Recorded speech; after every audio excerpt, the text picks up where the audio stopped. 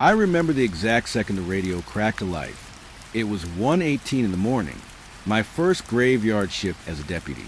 The station was quiet enough that I could hear the old wall clock clicking behind the dispatcher's desk. Then the radio hissed. Unit 3, we got a call about a vehicle stopped in the middle of County Road 8. The dispatcher's voice sounded calm, almost bored. I grabbed the radio mic without thinking. My hand still felt a little stiff in the new uniform. Unit 3 responding. Even saying those words felt strange, like I was pretending to be someone more experienced than I really was.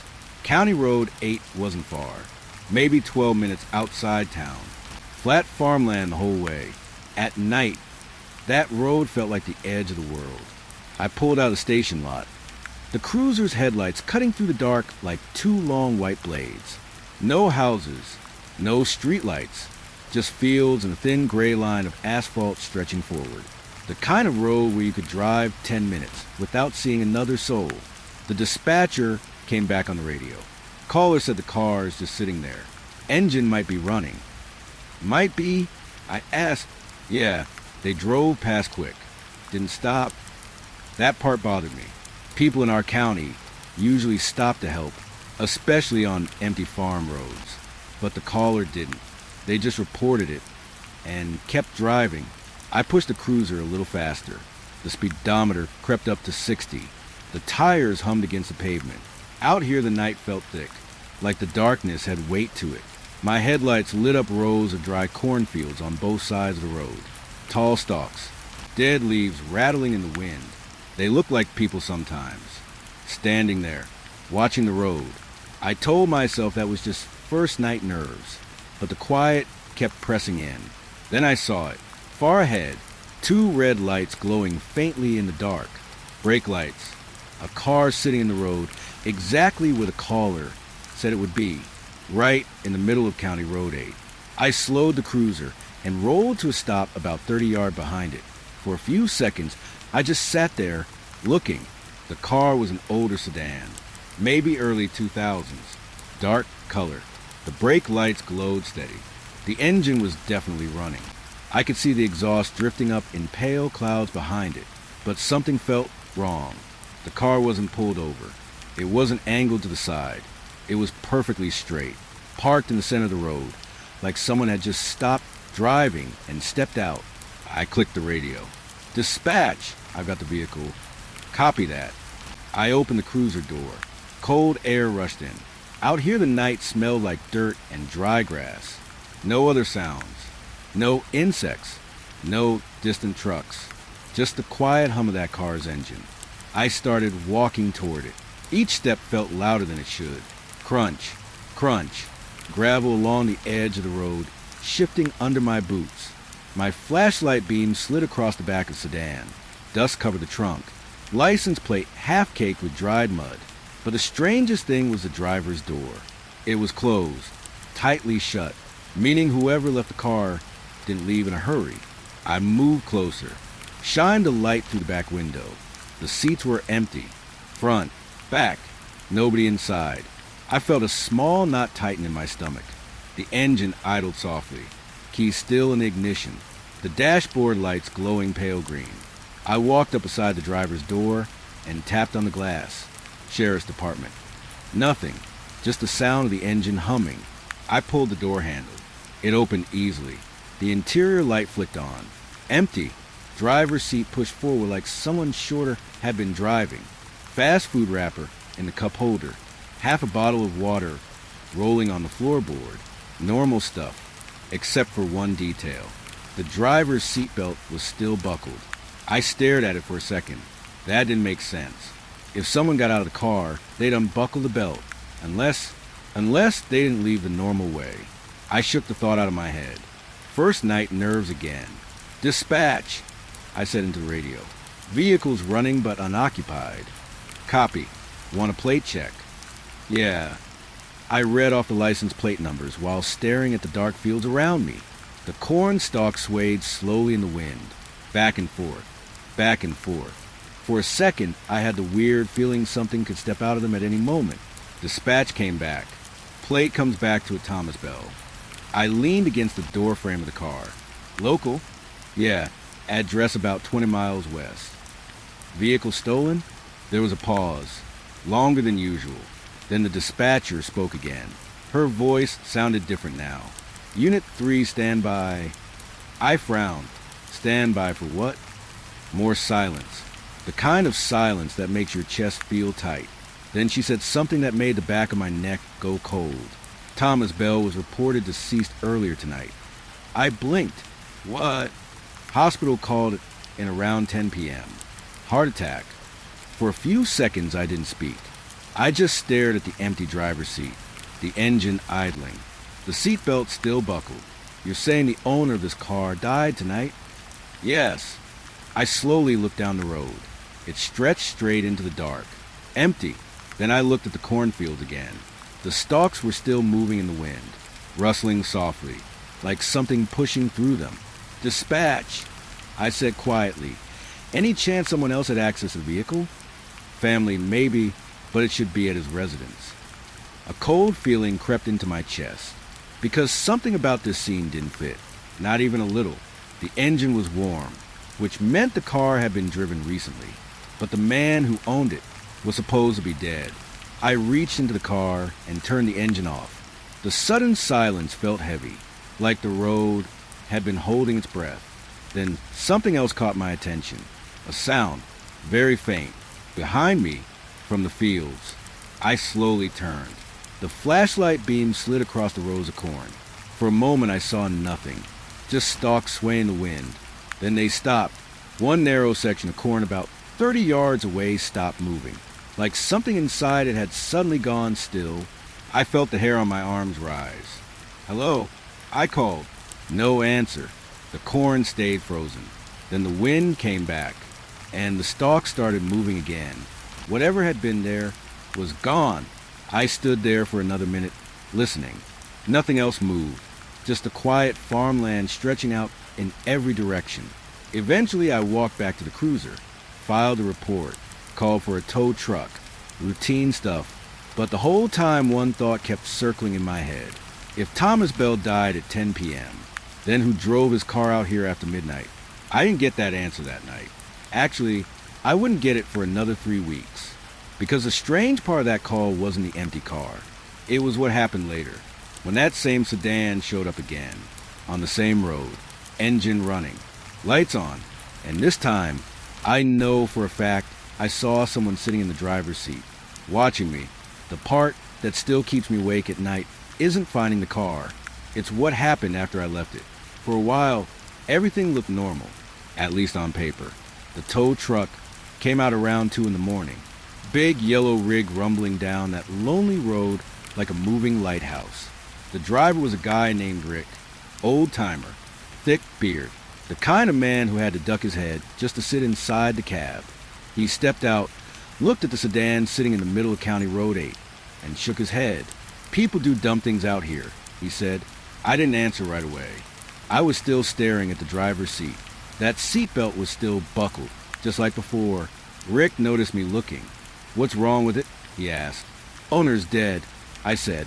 He stopped halfway through unrolling the tow cable. Dead. Heart attack. Tonight. Rick squinted at the car like it had personally insulted him. So, who drove it out here? That's what I'd like to know. For a moment we both just stood there. The wind pushed through the cornfield again, making that dry, rustling sound, like paper sliding against paper. Rick finally shrugged. Well, cars don't drive themselves. He said it like a joke, but neither of us laughed. We loaded the sedan onto the flatbed. Engine was already off, so Rick just winched it up slowly. The whole time I kept looking down that empty road behind us. Something about the darkness felt different now, like the road wasn't empty anymore. Once the car was secured, Rick climbed back into his truck. You wanted him pounded? He asked through the window. Yeah, standard hold. He nodded and pulled away, red lights fading into the distance. And just like that, I was alone again. The quiet came back fast. Too fast. I sat in the cruiser for a minute before heading back to town. Filled out the first part of the report over the radio. Dispatch didn't have much more information about the owner. Thomas Bell, 58 years old. Lived alone. Collapsed at home around 9:30 that night. Paramedics tried to revive him. Didn't work. Time of death, 9:57 p.m., which meant when I found his car on County Road 8. It had been sitting there almost 3 hours after he died. That didn't sit right with me. But at the time, I figured there had to be a normal explanation. Maybe a family member borrowed the car. Maybe someone moved it and forgot to report it. Small town things like that happened. Still, the seatbelt bothered me. I kept seeing it in my head. Buckled, empty, like someone had stood up out of it without touching it. By the time I got back to the station, it was almost 3. The building looked the same as always. Fluorescent lights humming inside. One dusty flag moving slightly in the breeze outside the entrance. Inside, the night dispatcher was drinking coffee from a chipped mug. She looked up when I walked in. That the County Road 8 car? Yeah. She pushed a stack of papers toward me. Hospital confirmed the death report. Same guy, Thomas Bell. I flipped through the paperwork. Address, medical examiner notice, next of kin. Everything looked routine, except one line. Time of vehicle registration update. I frowned. Why would this be updated tonight? The dispatcher leaned forward. Updated? Yeah, look. She adjusted her glasses and read the line. Then she blinked slowly. That's weird. Right. The system log said the vehicle registration had been accessed at 12:42 a.m., which was less than 40 minutes before I found the car. But it wasn't accessed by our department. It was accessed from Thomas Bell's home computer. We both stared at the screen for a moment. That doesn't make sense, she said. He was dead. Exactly. A quiet chill ran through the room. I leaned back in chair. Maybe family? She shook her head. House was sealed after the paramedics left. Medical examiner procedure. So nobody should have been there. No. I rubbed my eyes. Great. The dispatcher tried to laugh it off. Probably just a system glitch. Maybe she was right. But something about that line of text stayed in my head. 12:42 a.m. Someone or something had accessed that car's registration after the owner died. The rest of the shift was quiet. Too quiet. I finished paperwork. Checked a couple of routine patrol routes. Nothing unusual. But every time I drove near open farmland, I caught myself looking at the fields, watching the dark spaces between the corn rows, expecting something to move. Around 4:30, the sky started turning gray. Early morning fog rolled across the low ground near the river. That's when dispatch called me again. Her voice sounded different this time. Tighter. Unit 3, you still on patrol? Yeah. I just got a call from the impound lot. My stomach tightened a little. What about? Silence. Then she said something that made my grip on the steering wheel tighten. They say the car you recovered is running again. I slowed the cruiser. What do you mean running? The engine? That's impossible. They swear it just started. I turned the cruiser toward the impound yard without another word. It sat on the edge of town. Chain link fence, floodlights, rows of wrecked cars and seized vehicles sitting in neat lines. When I arrived, the tow truck driver, Rick, was standing by the gate. He looked uneasy. The kind of uneasy you don't see on big guys like him very often. You hear it? He asked. I stepped out of the cruiser. At first, I didn't. Then I did. A faint sound floating across the lot. Low, steady, an engine idling. We both walked through the gate slowly, past rows of silent vehicles, until we reached the sedan. Thomas Bell's sedan, still sitting on the flatbed, and the engine was running, headlights glowing softly, like someone had just turned the key. Rick rubbed his beard. I shut that thing off myself. I moved closer. The same strange feeling from County Road 8 crept up my spine. I looked through the windshield. The interior light was on again. The driver's seat empty. Seatbelt still buckled. I opened the door slowly. The smell of warm engine oil drifted out. Keys were in the ignition, but something else had changed. Something small. Something that made my chest tighten. The radio in the car was on. Soft static whispering from the speakers. Rick leaned closer. You didn't leave that on, right? No. The static crackled again. Then For half a second, it sounded like a voice. Faint, broken, almost buried inside the noise. Rick froze. "You hear that?" I nodded slowly. The voice came again. Just one word. So quiet it barely sounded human. "Road." The static swallowed it again. We both looked at each other. Neither of us spoke, because at that moment we both realized something. That car didn't just appear on County Road 8 by accident. It was trying to go somewhere, and whatever was inside it wasn't done driving yet. 3 weeks passed before I saw that car again, and by then I had almost convinced myself the whole thing was just a strange night, a mix of bad timing, faulty wiring, and too much imagination on my first graveyard shift. That's what I told myself, anyway. But some details never really left my head. The seatbelt, the engine starting by itself, that voice in the static saying one word, road. After the impound lot incident, the sedan was shut down completely. Mechanics pulled the battery, drained the fuel, and logged as evidence until the family could claim it. End of story. Or at least, it should have been. The problem was 3 weeks later. The car wasn't supposed to exist anymore. That night started slow. It was another graveyard shift. Same quiet town. Same long stretches of empty farmland. By then I had settled into routine. Night patrol was mostly silence. Checking closed stores. Driving the highways. Watching fog gather in low fields. Most of the time the radio didn't even crackle. Around 2 in the morning, I found myself heading down County Road 8 again. Just part of my patrol loop. The road stretched straight for miles through flat farmland. No houses, no gas stations, nothing but fields and occasional windmill creaking in the dark. The sky was clear that night. Moonlight spread across the road like pale water. My headlights cut a tunnel through the darkness. And for a long time, there was nothing ahead of me, just the road. Then I saw movement. At first, I thought it was an animal crossing the pavement. Maybe a deer, but the shape stayed in the road, and it was too big. I slowed the cruiser. The shape moved again, slowly drifting forward in the moonlight. That's when the outline became clear.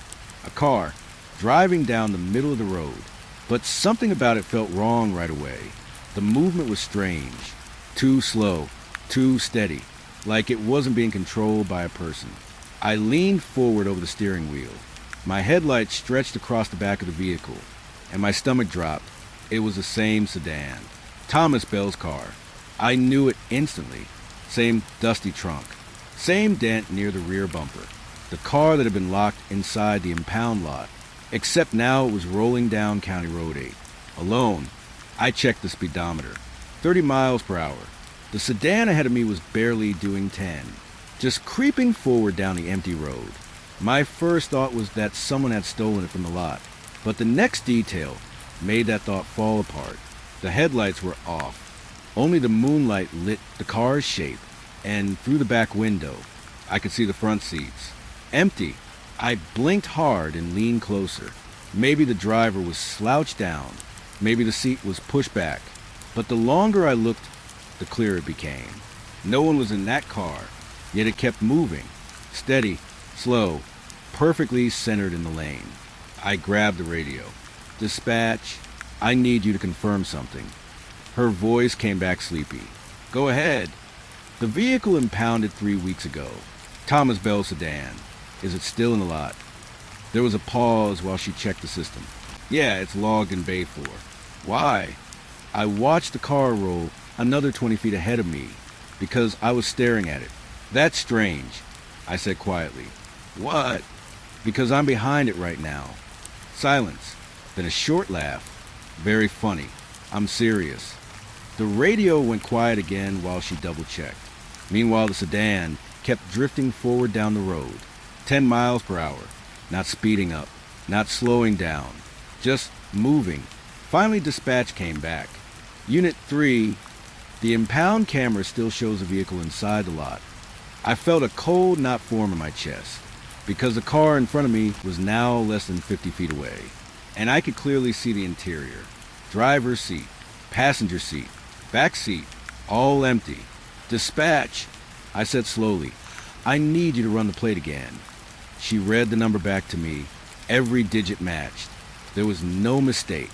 The same car that was sitting in the impound lot was also driving down County Road 8. Right in front of me, I pushed the cruiser forward carefully until I was only 20 feet behind it. The sedan didn't react. No brake lights. No sudden movement. It just kept rolling. And then I noticed something else. The driver's side window was down. The wind pushed softly through the open frame, but there was no one sitting there. The steering wheel turned slightly to keep the car straight. Tiny adjustments. Left, then right, like invisible hands guiding it along the road. My mouth felt dry. I tapped the cruiser horn. Once. The sound echoed across the fields. The sedan didn't react. Still drifting forward. Still empty. The dispatcher came back on the radio. Unit 3, the impound camera just went out. What? All the cameras. They just cut to static. I didn't answer, because something inside the sedan had changed. The radio, inside the empty car, the dashboard radio flickered to life. A soft glow lit the front seats. Static filled the air, the same whispering sound I heard 3 weeks earlier. My heart started beating harder. The sedan slowed, just a little. Then it began to drift toward the right side of the road. The tires rolled over gravel, crunching softly. The car stopped near the same exact spot where I found it the first night, perfectly still. The radio inside it crackled again. Static, then a faint voice inside the noise. Broken, distant, road. I stepped out of the cruiser. The night air felt colder than before. I walked slowly toward the sedan, my boot scraping the gravel. The door was already open. Driver's seat empty. Seatbelt still buckled. Exactly the same as the night I first found it. The radio hissed again. This time the voice inside the static sounded clearer. Not loud, just close enough to understand. Home. The word faded. The engine suddenly shut off. The radio died. The car went completely silent. I stood there for a long time staring into the empty seat. The wind moved through the cornfields again, dry stalks whispering in the dark. Behind me, the cruiser radio crackled. Dispatch sounded confused. Unit 3, the impound cameras just came back online. I swallowed, and her voice dropped. The sedan never moved. I looked back at the car, sitting quietly beside the road, dust covering the hood. Engine cold now, like it had been parked there for hours. Dispatch spoke again. One more thing. What? The medical examiner just called. My chest tightened. About Thomas Bell? Yeah. What about him? There was a pause. Then she said something that made the entire road feel colder. They found something in his autopsy. I waited, and she said 3 words that still follow me every time I drive that road at night. Dirt in his lungs. The first call about that house sounded like nothing. Just another late-night complaint from a tired neighbor who couldn't sleep. But by the 3rd call, something about it started to bother me. The voice on the phone was shaking, and the man kept repeating the same sentence, like he needed someone to believe him. Someone is still inside that house. The problem was, that house had been empty for months. It was around 12:40 a.m. when dispatch sent me out there. Cold night, clear sky, the kind of quiet you only get in the countryside after midnight. The address sat way out past the last paved road. A small farmhouse surrounded by old fields and a thin line of trees. I'd passed the place before during patrols. Always dark, always still. According to county records, the owner had moved away almost half a year earlier, left the house locked and empty while trying to sell the land. No renters, no caretakers, just an abandoned farmhouse sitting in the middle of nowhere. But the neighbor who called said he'd been hearing things inside it for the past 3 nights. Footsteps, furniture dragging, doors closing. At first I figured it was just animals getting inside. Raccoons, maybe. Old houses attract things like that. Still, 3 calls in 1 week meant I had to check it out. The road leading to property was barely wide enough for a single vehicle. Gravel crunching under the cruiser tires as I made the turn off the highway. No streetlights out there, just the headlights cutting across dry grass and crooked fence posts. The neighbor's house came first. A small trailer with one porch light, glowing in the dark. A man stepped outside when he saw my cruiser. Tall, thin, probably in his late 60s. He walked down the driveway, slowly like he'd been waiting for me. "You the sheriff?" he asked. "Deputy," I said. "You the one who called?" He nodded and pointed across the empty field. The farmhouse sat maybe 200 yards away. Dark, silent. The porch sagged slightly under its own weight. A single broken window upstairs stared out across the property like an empty eye. "That place supposed to be empty," the man said quietly. "That's what I was told." "Well, it ain't." He rubbed his arms like he was cold. "First night I heard footsteps," he continued. "Thought maybe someone broke in." "Did you see anyone?" "No." "What about lights?" He shook his head. "Just sounds." "What kind of sounds?" The man hesitated. Then he looked at the house again before answering. "Walking," he said, "back and forth across the floor." He mimicked the sound with his boots on the gravel. "Step, step, step." Then he added something else that made me pause. "And sometimes it sounds like they're dragging something heavy." I followed his gaze back to the dark farmhouse. "Did you call the property owner?" "Yeah." "And he's in another state. Swears nobody's supposed to be there." I studied the building for a moment. The wind pushed through the grass, making soft rustling sounds around the field. But the house itself stayed completely still. No lights, no movement, nothing. "How often do you hear it?" I asked. "Every night." "Same time." The man nodded slowly. "Right around 1 in the morning." I checked my watch. 12:55 a.m., 5 minutes away. That small detail made the back of my neck tighten. "Anything else?" I asked. The neighbor looked unsure for a second, like he was debating whether to say it. Then he lowered his voice. "Last night, I heard a door slam." I glanced at the house again. All the doors should be locked. That's what I thought too. The wind picked up again. The grass swayed. The broken upstairs window caught a strip of moonlight. "All right," I said finally. "I'll take a look." The man didn't seem relieved. If anything, he looked more nervous. "You want me to come with you?" he asked. I shook my head. "Stay here." He didn't argue. I drove the cruiser across the narrow dirt path leading to the farmhouse. The headlights lit up peeling white paint and old wooden steps. The place looked older up close, like the whole structure was slowly sinking into the ground. I shut off the engine. Silence dropped over the field. No insects, no wind, just the faint creak of the house settling in the cold air. I stepped out and walked toward the porch. My boots echoed softly on the wooden boards. The front door stood right in front of me, closed. A rusted padlock hung from the latch, still locked, just like the owner said it should be. I shined my flashlight through the nearest window. Dusty furniture covered with old sheets, a dining table, 4 chairs, everything untouched. No signs anyone had been living there. The place looked frozen in time. I walked around the side of the house, checking windows. All closed, all dusty. No footprints near the walls. No broken locks. Nothing. For a moment, I almost felt embarrassed for being there. Probably just animals in the walls. Maybe wind shifting loose boards. Old houses make strange sounds. I was about to head back to the cruiser when something inside the house moved. A slow, dragging sound. I froze. The noise came from somewhere deeper in the building, with scraping across wood, like a heavy chair being pulled across the floor. The sound lasted only a few seconds. Then it stopped. The quiet returned. I stood there listening, my heart beating a little faster now. The padlock on the front door was still closed.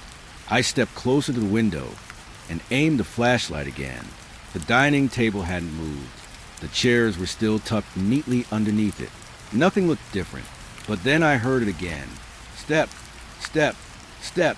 Footsteps, clear as day, walking slowly across the floor above me. The upstairs. I looked up at the dark second-story window. Still broken, still empty. But the footsteps continued, moving from one side of the house to the other, back and forth, back and forth. I grabbed the radio on my shoulder. "Dispatch, I'm at the property." Copy. There's movement inside the house. There was a short pause. You mean animals? I watched the upstairs window carefully. I'm not sure yet. The footsteps stopped suddenly. The silence felt heavy now, like the house itself was listening. Then something else happened. A door slammed. Hard. The sound echoed through the entire building. I felt it through the porch boards under my boots. I stepped back instinctively and stared at the front door. The padlock still hung from the latch. Still closed. Still locked. But inside that house, someone had just slammed the door. I slowly turned my flashlight toward the upstairs window again. And for a moment, I thought I saw something move behind the broken glass. Not clearly, just a shadow shifting across the darkness, like someone stepping away from the window after watching me. My mouth felt dry. I spoke quietly into the radio. Dispatch. Yeah. I think someone might actually be inside this place. The wind came back across the field. The grass moved again. Behind me, the neighbor's porch light flickered in the distance. Then dispatch said something that made the situation even stranger. Unit 4 just checked the property records. I waited. The owner called earlier tonight. So, her voice lowered slightly. He said nobody could be inside that house. I stared at the dark window again. Why not? Another pause. Then she answered, because the only key to that house is sitting on his kitchen table 3 states away.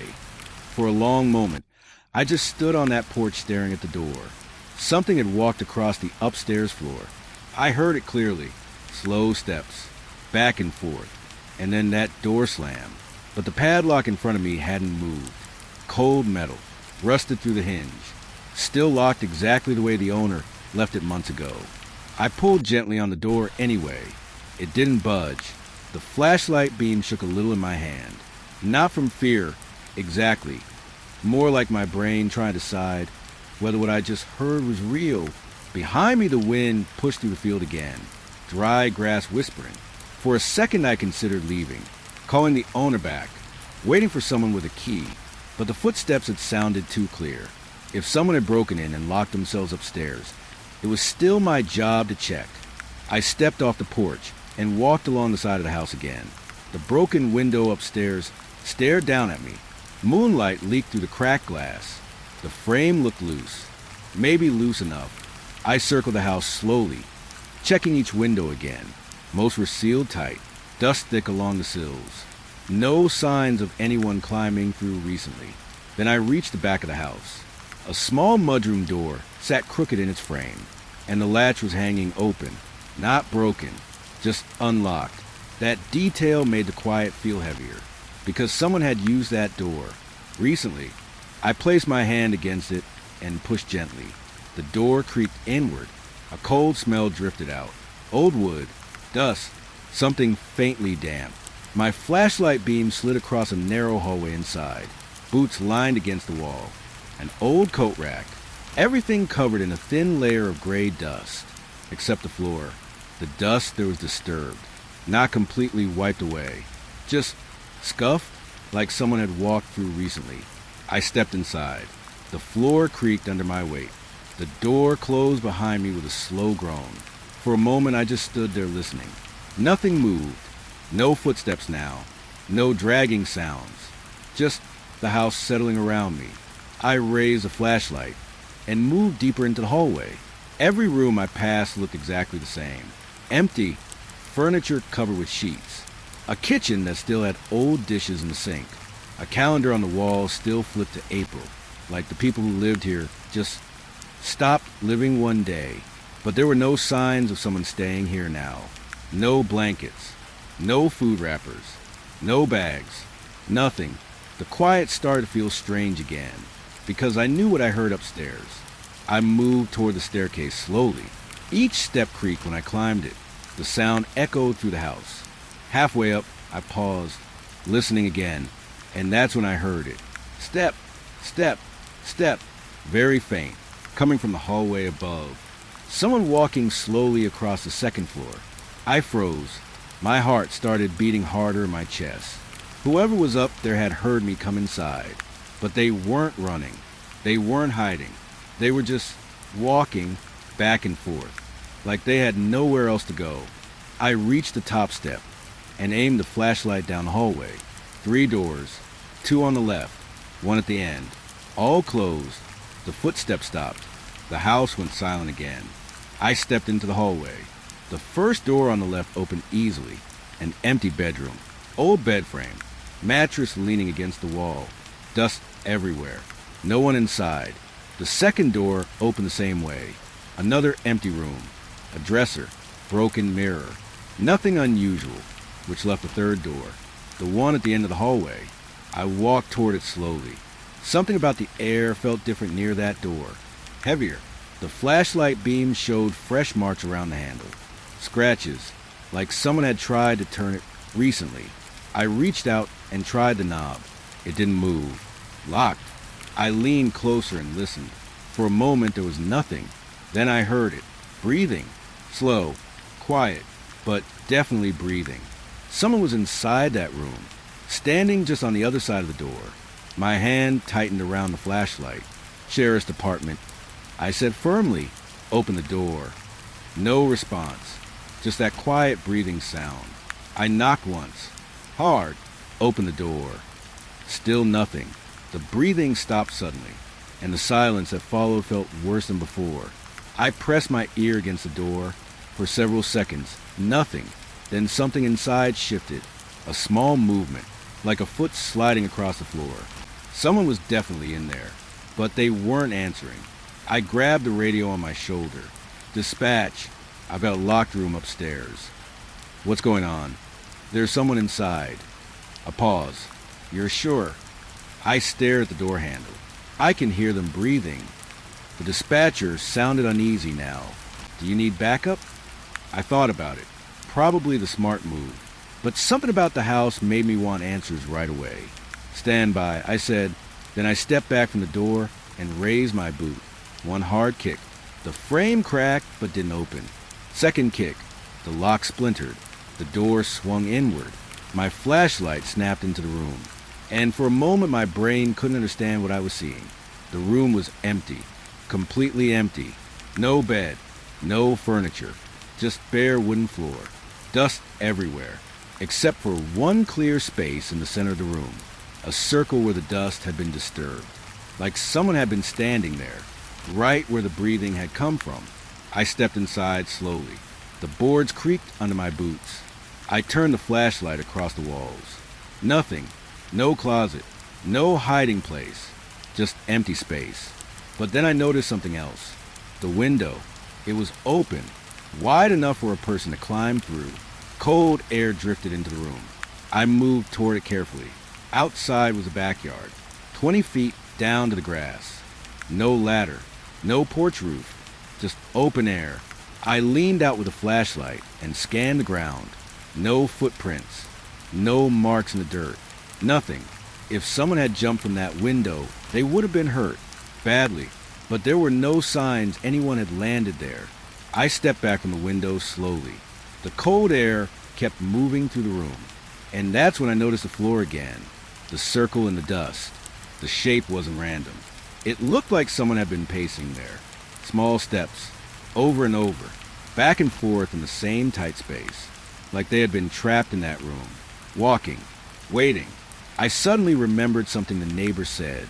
Every night, around 1 in the morning, the footsteps started, and they walked back and forth. Right here, in this room, I spoke quietly into the radio.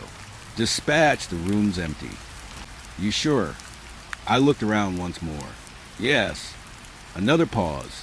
Then the dispatcher said something strange. Unit 4 just spoke with the property owner again. "Okay." He says there's only one bedroom upstairs that locks from the outside. I frowned. "Which one?" Her voice came back slowly. "The one you just broke into." I stared at the broken door behind me. Meaning what? Meaning someone had locked that room from the hallway a long time ago. And whatever had been pacing inside had never been able to leave. The voice on the radio started less than 5 minutes after I left that house. At first I thought it was just static. Graveyard shifts always had a little radio noise. Wind hitting the towers. Old wiring in the cruiser. Nothing unusual. But this wasn't random. This sounded intentional. I had just pulled away from the farmhouse when the speaker on my shoulder crackled. A short burst, then silence again. The headlights of my cruiser swept across the empty field as I drove back toward the main road. In the mirror, I could still see the farmhouse sitting there behind me, dark, still, the broken window upstairs reflecting moonlight like a dull piece of glass. Dispatch came through a moment later. Unit 3, everything clear out there? I glanced back at the house again before answering. Yeah, place is empty. Saying those words felt strange, because I knew what I'd heard inside that locked room. Breathing, footsteps, something pacing back and forth in that circle on the floor. But when I broke the door open, nothing was there. Just dust, just cold air coming through the open window. The radio crackled again, louder this time. Not dispatch, just static. A slow scratching sound inside the speaker. I adjusted the volume knob. Dispatch, you hearing that interference? There was a pause. Negative. The scratching grew louder. Then it stopped all at once. The silence that followed felt heavier than the noise. I drove another 100 yards before the radio came alive again. This time the sound wasn't static. It was a voice. Very faint. So faint I almost thought I imagined it. Hello? I froze behind the wheel. Dispatch, I said. No response. Just that quiet voice again. Hello? The word stretched across the speaker, like it was crawling through layers of noise. My hands tightened on the steering wheel. Dispatch, you trying to reach me? The radio stayed silent for a second. Then the dispatcher answered. No, I haven't transmitted. I slowed the cruiser. Someone's talking on the channel. Not from here. The voice came again. Still faint. Still buried in static. Can you hear me? The sound made my skin tighten. It wasn't the dispatcher. It wasn't any officer I recognized. The voice sounded thin, weak, like someone speaking from very far away.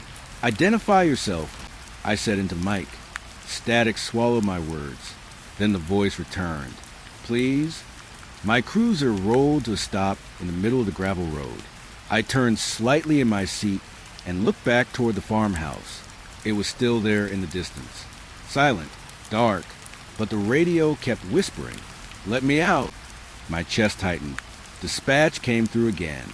Unit 3, we're not receiving anything on our end. You're not hearing this? Negative. I stared at the radio, because the voice had just spoken again. Clearer this time. The door. A cold weight settled in my stomach. I grabbed the mic again. Who is this? The voice didn't answer immediately. For a few seconds there was only static. Then the whisper returned. Upstairs. The word sent a slow chill through my arms. The locked bedroom. The circle in the dust. The pacing. My eyes drifted back to the farmhouse again. The building hadn't changed. Still dark. Still empty. But the voice continued speaking quietly through the radio. It's cold. Dispatch interrupted again. Unit 3, your signal's breaking up. I'm not transmitting. Well, something is. The voice crackled again. Please? I swallowed. Where are you? I asked.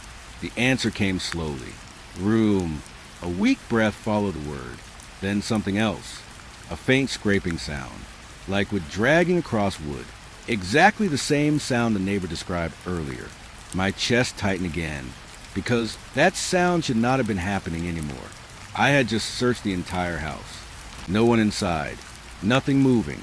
I spoke into the radio again. If someone's inside that house, identify yourself. The radio hissed. For a moment, I thought the transmission had ended. Then the voice came back one more time. Still here? My heart skipped. Still where? The answer took several seconds. Static crawled through the speaker. Then the voice whispered 3 words. In the room, I felt a slow pressure building in my chest, because the locked room wasn't locked anymore. I had kicked the door open. Anyone inside could have walked out. The radio crackled again. Why did you leave? The question caught me off guard. I searched the house, I said. You weren't there. Static filled the speaker again. But behind the noise, I heard something else. Breathing. Slow. uneven, the same breathing sound I heard through the door earlier. Dispatch spoke suddenly. Unit 3. Something just came through the emergency channel. What? Your voice. My grip tightened on the mic. I'm not transmitting. Well, we just heard you. What did it say? There was a long pause. Then the dispatcher answered carefully. It sounded like you said, I'm still inside the room. Cold air seemed to fill the cruiser. That wasn't me. I know. We both went quiet. The farmhouse sat in the distance behind me. Dark. Still. But the radio wasn't finished. The voice returned again. Closer now. Louder. Don't go. The words sounded desperate. Almost panicked. Why? I asked quietly. Static crackled. Then the answer came. He locked it again. My stomach dropped. I turned my head slowly toward the house, because something had changed. The upstairs window, the one I had left open, it wasn't open anymore. The frame was shut tight, glass reflecting the moonlight again. I stared at it for several seconds, my chest rising slowly with each breath, because I knew for a fact I hadn't closed that window, and there was no one inside that house to close it either. The radio whispered again. Can you hear the footsteps? I listened carefully. At first I heard nothing. Then the wind shifted across the field, and from the direction of the farmhouse, a faint sound drifted through the night air. Step, step, step, walking across the upstairs floor again, back and forth. Exactly the way the neighbor described. Exactly the way I heard earlier. Except this time, the voice on my radio whispered something that made my hands go cold on the steering wheel.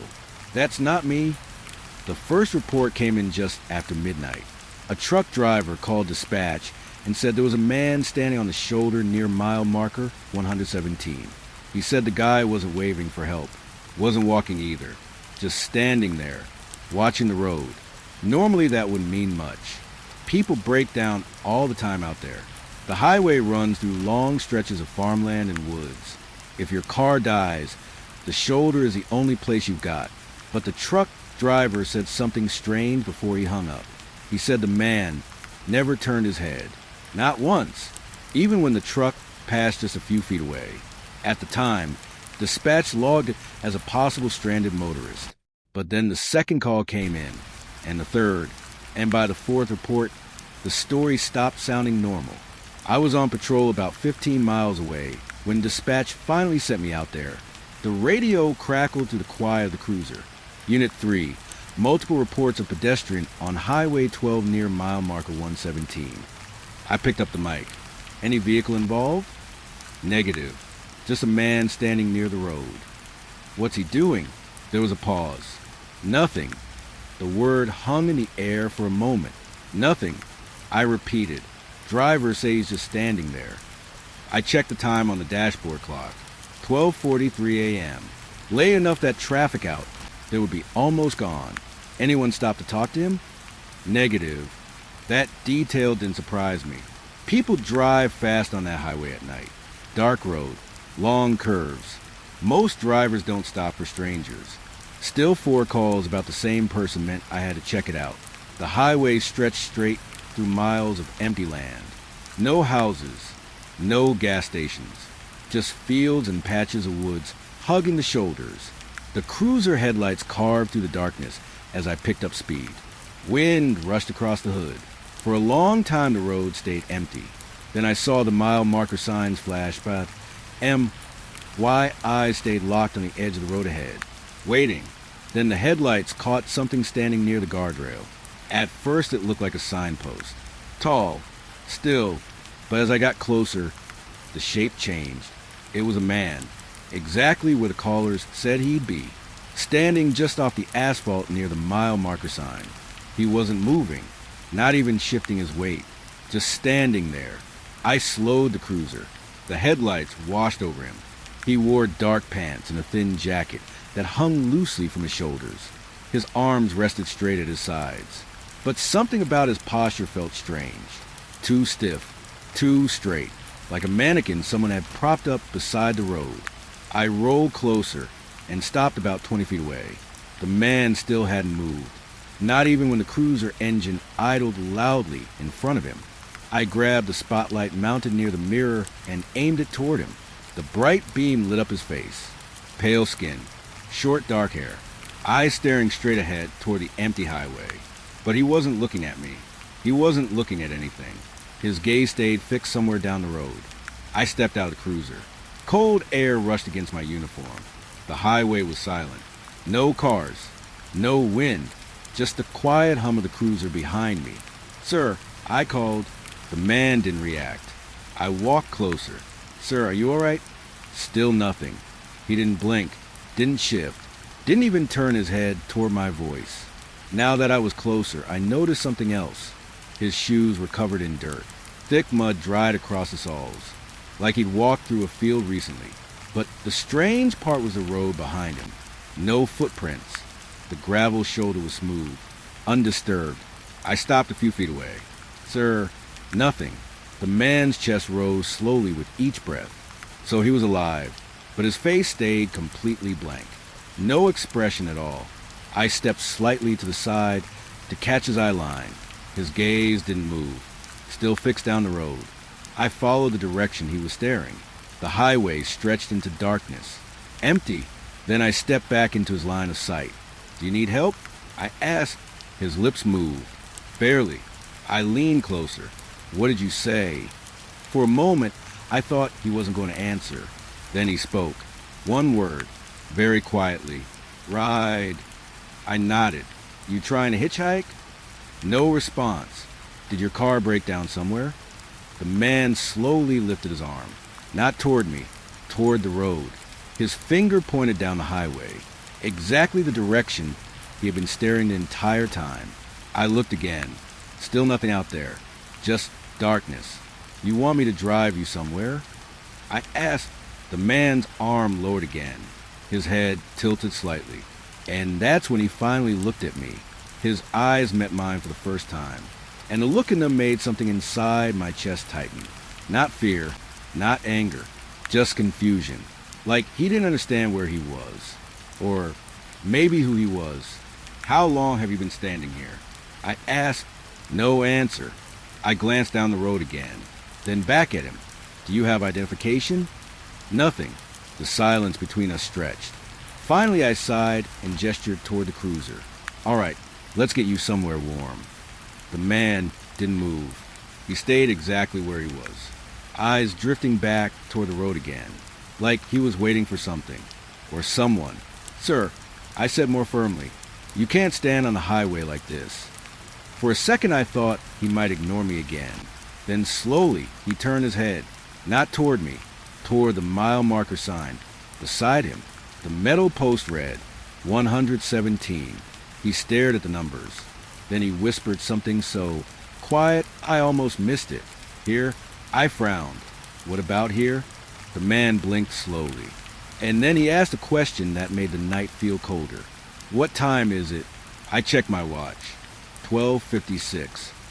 His eyes stayed locked on the mile marker. And then he said something even stranger. Again, I felt a small chill creep up my spine. Again, but the man didn't answer. He simply stepped off the shoulder, not toward the cruiser, not toward the fields, straight into the highway, right into the center of the empty road. I moved quickly after him. "Hey, hold on." The man stopped in the middle of the lane, his eyes still staring down the dark road ahead.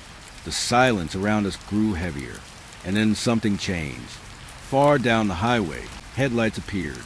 A single car approaching fast from the distance. I reached for the man's arm. "We need to move." But the moment my hand touched him, he vanished. Not stepped away, not ran, just gone. 1 second he was standing beside me. The next second the road was empty. My hand closed around nothing but cold air. I froze in the middle of the highway, heart pounding. The approaching headlights grew brighter. The car rushed past a few seconds later, wind blasting across my jacket. The driver honked angrily as he sped by. I stood there alone on the road, breathing hard, trying to understand what just happened. Then something caught my eye beside the mile marker.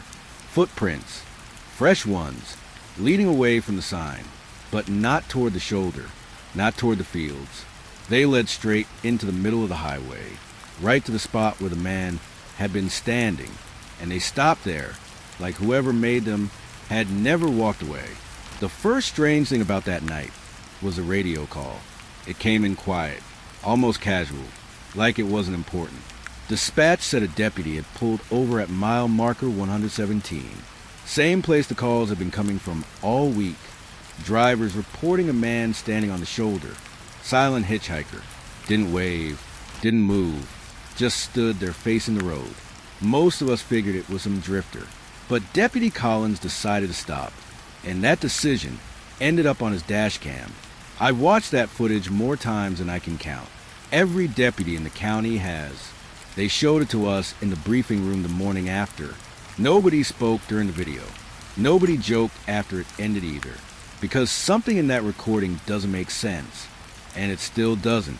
That night started slow. Graveyard shifts usually do.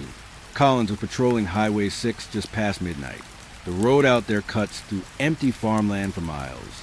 No streetlights. No houses. Just long black stretches of asphalt and wind pushing through dry grass. His dashcam timestamp reads 12:43 a.m. You can hear the tires humming under the cruiser. The radio crackles once or twice with routine traffic stops from other units. Then Collins slows down. His headlights sweep across the roadside. And there he is, a man standing beside mile marker 117. The camera doesn't catch his face clearly at first. Just a pale shape in the beam of the headlights.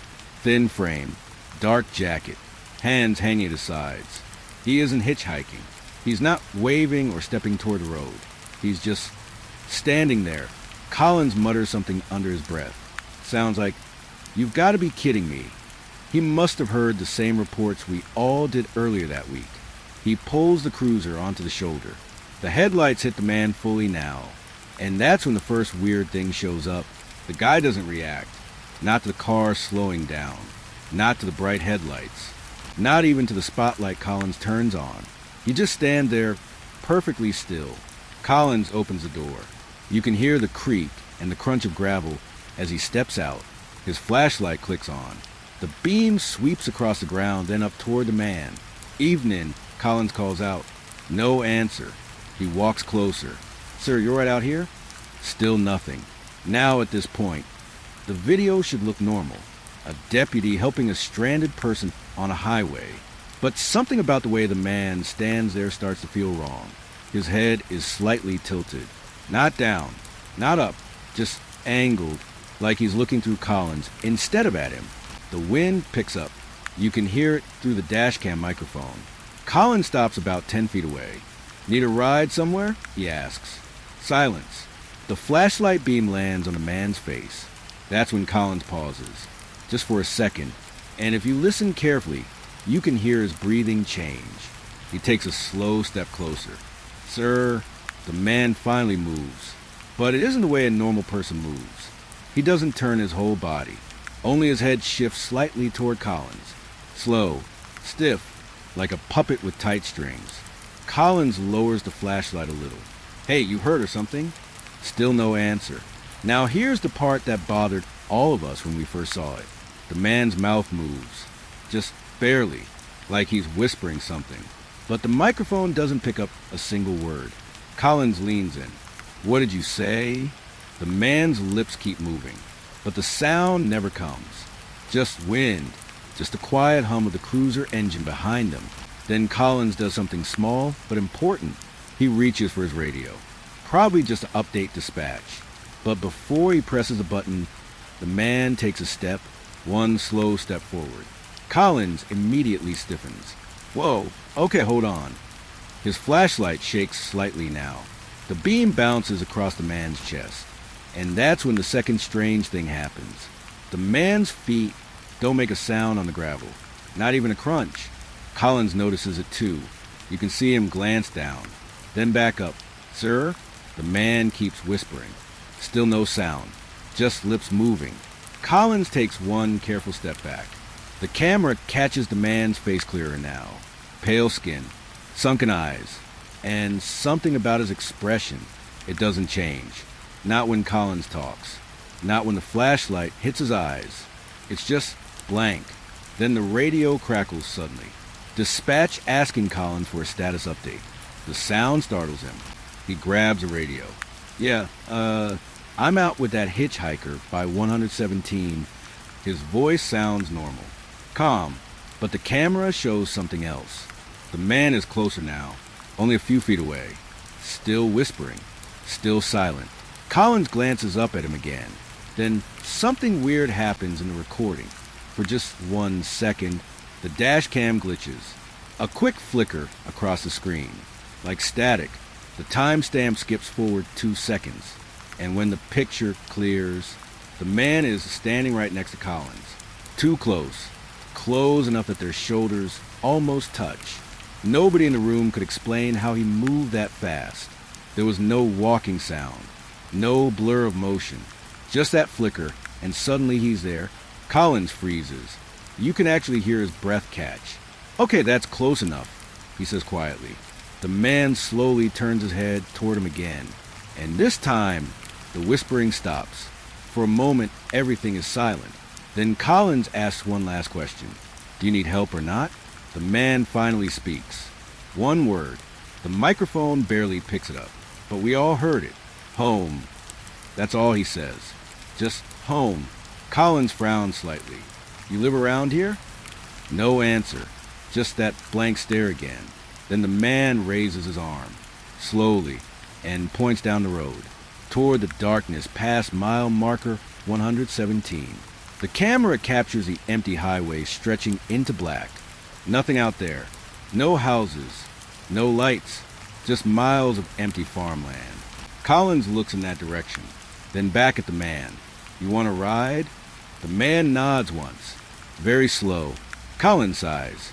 All right, get in the back seat. He turns and starts walking toward the cruiser. The man follows. Still silent. Still moving in that stiff, slow way. The back door opens. You hear the seat creak. Door shuts. Collins walks around to the driver's side. He sits down. The camera now shows the road ahead again. For a moment, everything feels normal. He grabs a radio. Dispatch! I'm giving him a ride. Might be intoxicated. Then something small appears in the rear view mirror. A shape. The man in the back seat. Sitting perfectly upright. Not moving. Collins glances at him. You got a name? No answer. Just those pale eyes staring forward. Then Collins looks back at the road and says something quiet. Something that made the whole room freeze when we heard it. Huh, that's weird. Because when he checked the mirror again, the back seat was empty. The door had never opened. The cruiser had never stopped. But the dash cam still shows Collins staring into that mirror. Eyes wide. Breathing slow. Like he just realized something terrible. And the recording ends right there. No explanation. No sign of where the man went. Just Collins sitting alone in the cruiser, parked beside mile marker 117, looking into a back seat that seconds ago wasn't empty. But the worst part, when we zoomed into the dash cam footage later, there was something else in that mirror.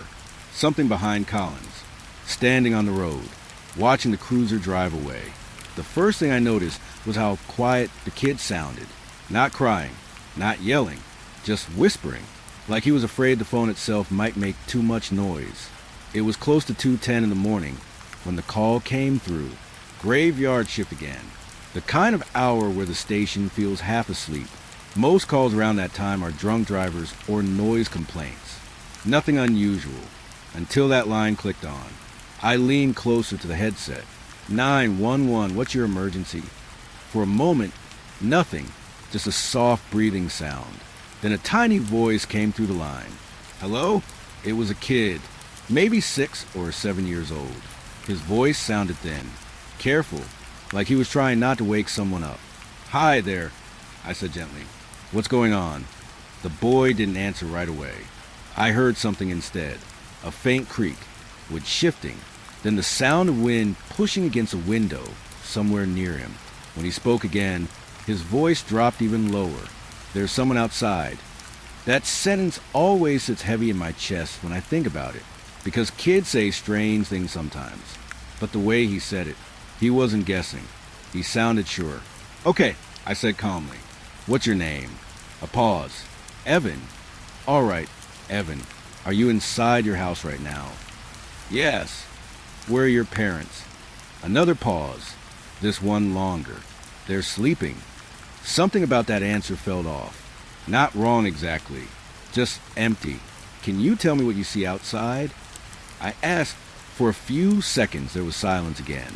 Then I heard movement. Fabric brushing against something. Like he was kneeling near a window.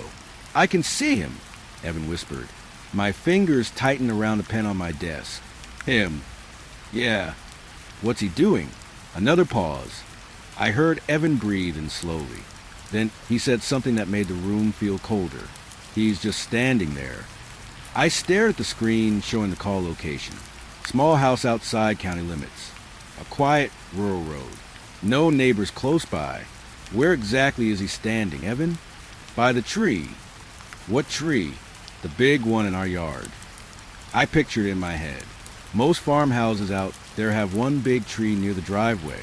Usually an oak. Usually old. Is he trying to come inside? I asked. No. Is he knocking? No. Is he talking? No. Just standing. The kid shifted again. The phone brushed against something hard. Probably the windowsill. Then he whispered something new. He's looking at the house. A small chill crawled up my spine. Can you see his face? The boy didn't answer right away. I heard wind again. Then the soft creak of the window frame. I think so. What does he look like? Another long pause. I expected something simple. Man in a coat. Tall. Maybe drunk. But Evan's answer came out slow. He looks pale. Pale. Kids don't usually use that word unless something really stands out. Is he moving? I asked. No. Is he holding anything? No. Evan went quiet again. For a few seconds, I thought maybe the line dropped. Then he whispered something else. He hasn't moved for a long time. How long? I don't know. Something shifted in the background. A dull thump somewhere deeper in the house. Evan froze. I could hear it in his breathing. Did you hear that? He whispered. Hear what? Inside. My heart picked up a little. Is someone awake? I don't know. The kid sounded nervous now. Not panicked, but uneasy. Evan, I said carefully, I'm sending deputies to your house right now. Okay. Stay on the phone with me. Okay. I typed the dispatch message quickly. Possible suspicious person. Child caller. Location confirmed. Units rolling. When I looked back at the screen, Evan was still breathing quietly on the line. You still see him? I asked. Yes. What's he doing now? Another long pause. Then the kid whispered something strange. He moved. My pen stopped. How did he move? Just a little. Toward the house? No. Where then? Evan swallowed. I think he looked up. Up where? At me? The boy's voice trembled just slightly now. Did he wave or say anything? No. What did he do? Evan answered so softly, I almost didn't hear it. He smiled. I felt the hairs on my arms stand up. Evan, can you step away from the window? A small rustling sound, but he didn't move. He's still looking, the kid whispered. That's okay. Officers are on the way. How long? Just a few minutes. Another creak echoed through the line, but this one didn't sound like the window. It sounded deeper, inside the house. Evan heard it too. What was that? He whispered.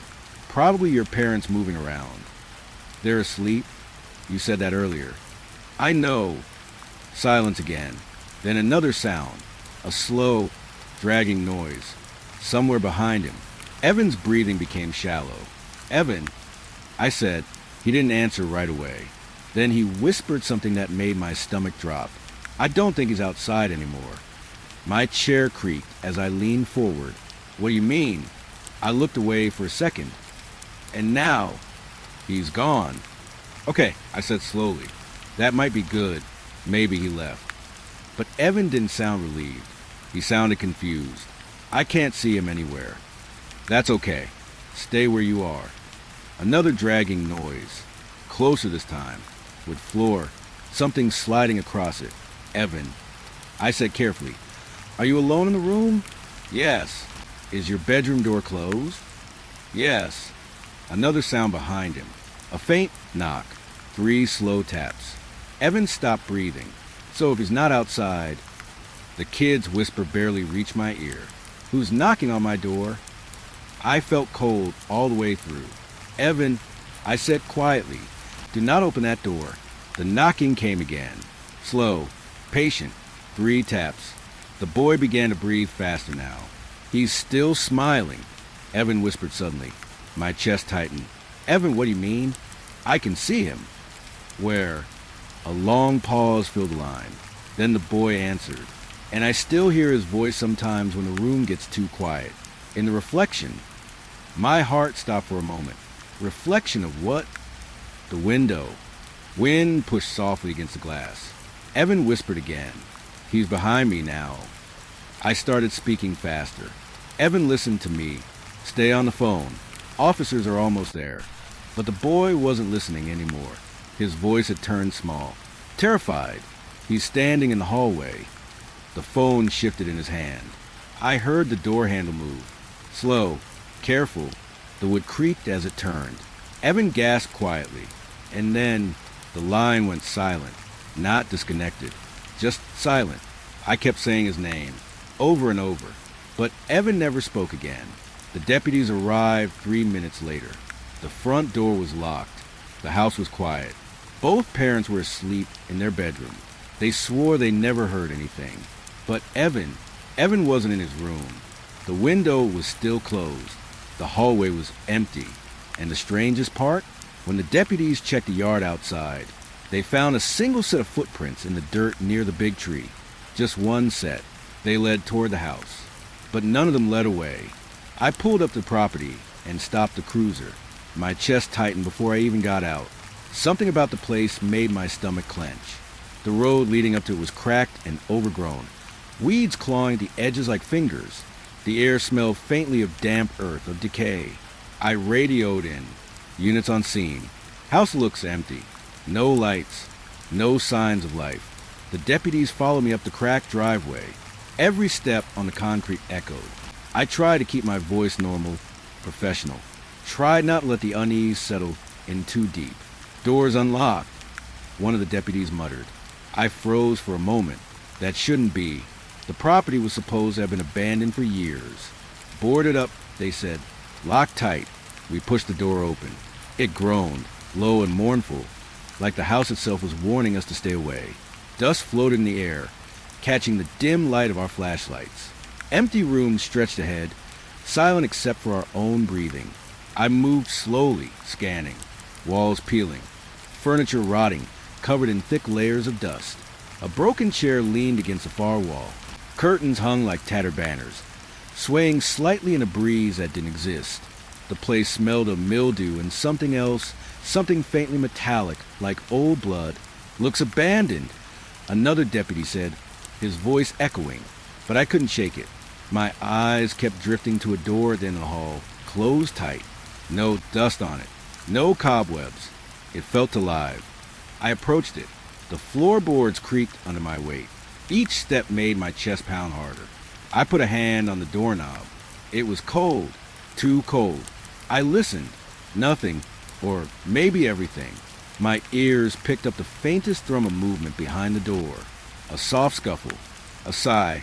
"Should we open it?" one deputy whispered. I shook my head. Something told me not to.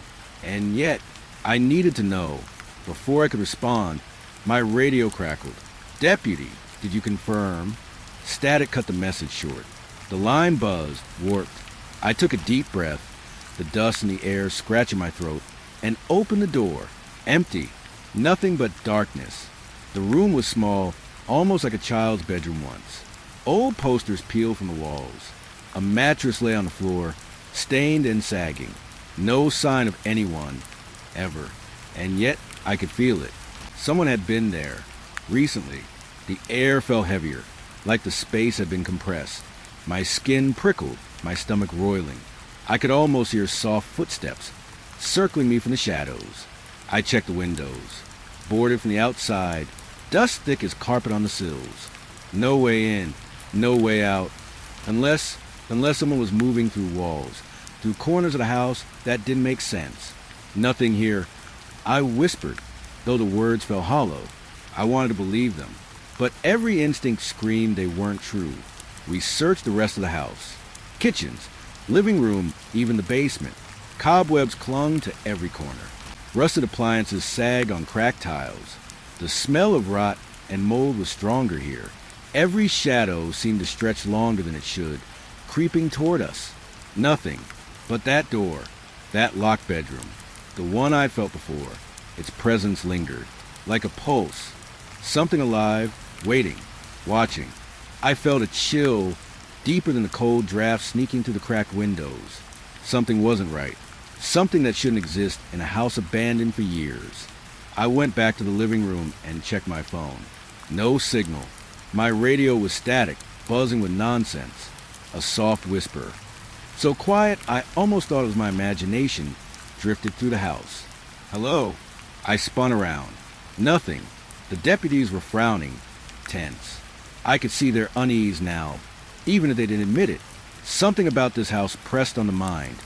Slowly, like hands sliding across your skull when you weren't looking. We backed toward the front door, keeping our lights trained on every shadow. Dust floated like tiny ghosts in the beams. Every creak of floorboards made me flinch. Then I saw it, in the corner of the living room. A faint impression in the dust. Footsteps, not old, not faded, small, light, leading from the hallway straight to the locked bedroom. I froze. Deputies leaned in. Did you see that? One whispered. I nodded, unable to speak. The print stopped at the door, and then the doorknob slowly turned. By itself, I stepped back, hand on my holster, my chest tight, my mind racing. Every logical explanation fell apart. The house had been empty for years. No one should have been here. The knob stopped. Silence. And then a soft exhale came from behind the door. Warm. Human. The deputies looked at me. I looked at them. None of us moved. None of us spoke. I could feel it smiling. Waiting. Knowing we were here. We left the house shortly after. None of us could explain what we'd seen. No sign of forced entry. No sign of anyone hiding. And yet, the traces were real. Footprints. The exhale. That room. I keep thinking about it now. That house doesn't belong to this world anymore. And the thing inside, whatever it is, it knows we've seen it. And that's the worst part. Because I'm not sure it's still in the house. I think it followed us out. The deputies don't say it. They don't have to. We all feel it. That empty property isn't empty anymore. Not really. And somewhere in the back of my mind, I keep hearing that faint whisper, almost like it's calling my name. I don't know how long before it comes back. I just know it will. I picked up the receiver, and the line was dead. Just static, thin and whining. My fingers froze on the cord. I'd been through enough. Strange calls, pranks, mistakes. But this felt different. And then I heard it. A whisper so soft, I almost thought it was in my head. Please, help. I pulled the phone closer. The cord didn't even move. The line had been disconnected for hours. Nobody should have been able to call me. The voice was small, childlike, trembling. It sounded familiar. My stomach tightened. My hand shook. I couldn't place it at first. Then it hit me. Weeks ago, a kid called 911, whispering, scared, saying someone was outside their house. I thought it was over. Thought we'd secured the scene. But now, the whisper turned into soft words, almost pleading, almost laughing. Are you there? I swallowed hard. The hairs on my neck stood up. I tried to talk, to say something normal. Hello? This is dispatch. Who is this? Static, then silence. Then the whisper again. Louder this time. Clearer. Almost inside my ear. I can't see him, but he's here. I dropped the phone. My chair scraped against the floor. My mind raced. It couldn't be real. The line was dead. My office was empty. The clock ticked too loudly. I picked up the phone again. The whisper didn't stop. It was patient, slow, deliberate, stretching the seconds into something unbearable. Don't leave me. I pressed the buttons on the phone, tried the other lines, even the old disconnected ones. Every receiver, every extension, every line, filled with the same voice, same trembling plea. I felt like I was sinking. My heartbeat thundered in my ears. Cold sweat ran down my spine. Every rational thought crumbled. There was no way this should happen. No way a dead line could carry sound. I wanted to hang up, to tear the phone from its cradle and smash it, but my hands wouldn't move. The voice kept speaking, now more urgent, more insistent. He's here. Don't look outside. Outside, I remembered the house, the empty property, the footprints, the locked bedroom, the soft exhale. I had thought it ended when we left, thought it was behind us, but maybe it never was. I gripped the receiver so tight my knuckles whitened. Where are you? I demanded. My voice trembled. The words sounded foolish, powerless, like shouting into a void. The whisper laughed, a small, broken sound that made my stomach flip. I'm here with him. I backed away from the desk, heart hammering. The office lights flickered. I could feel the air shift like it was breathing with me. And then, almost impossibly, I heard footsteps in the hallway outside my office. Slow, careful, but human. I froze. Every instinct screamed to run, to leave, to cut the cord and forget the whole thing. But the voice kept coming. Calm, patient, like it had been waiting for me.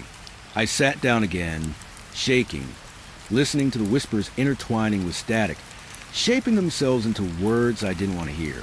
He's watching. Waiting, don't hang up. Minutes passed, or maybe hours. Time didn't make sense. I tried to record it, tried to call someone, anyone, but every attempt ended with the same result. The voice, the pleading, the warning. And then I noticed it, a subtle shift in tone, almost a familiarity I couldn't place. It wasn't just a child anymore. There was someone else behind it. Cold, patient, watching, controlling the voice, pulling the strings. I wanted to scream, but no sound came out. My office felt smaller, closing in. Shadows pulled in the corners. The hum of the fluorescent lights became a whisper too. Finally, I forced myself to hang up. The line went dead.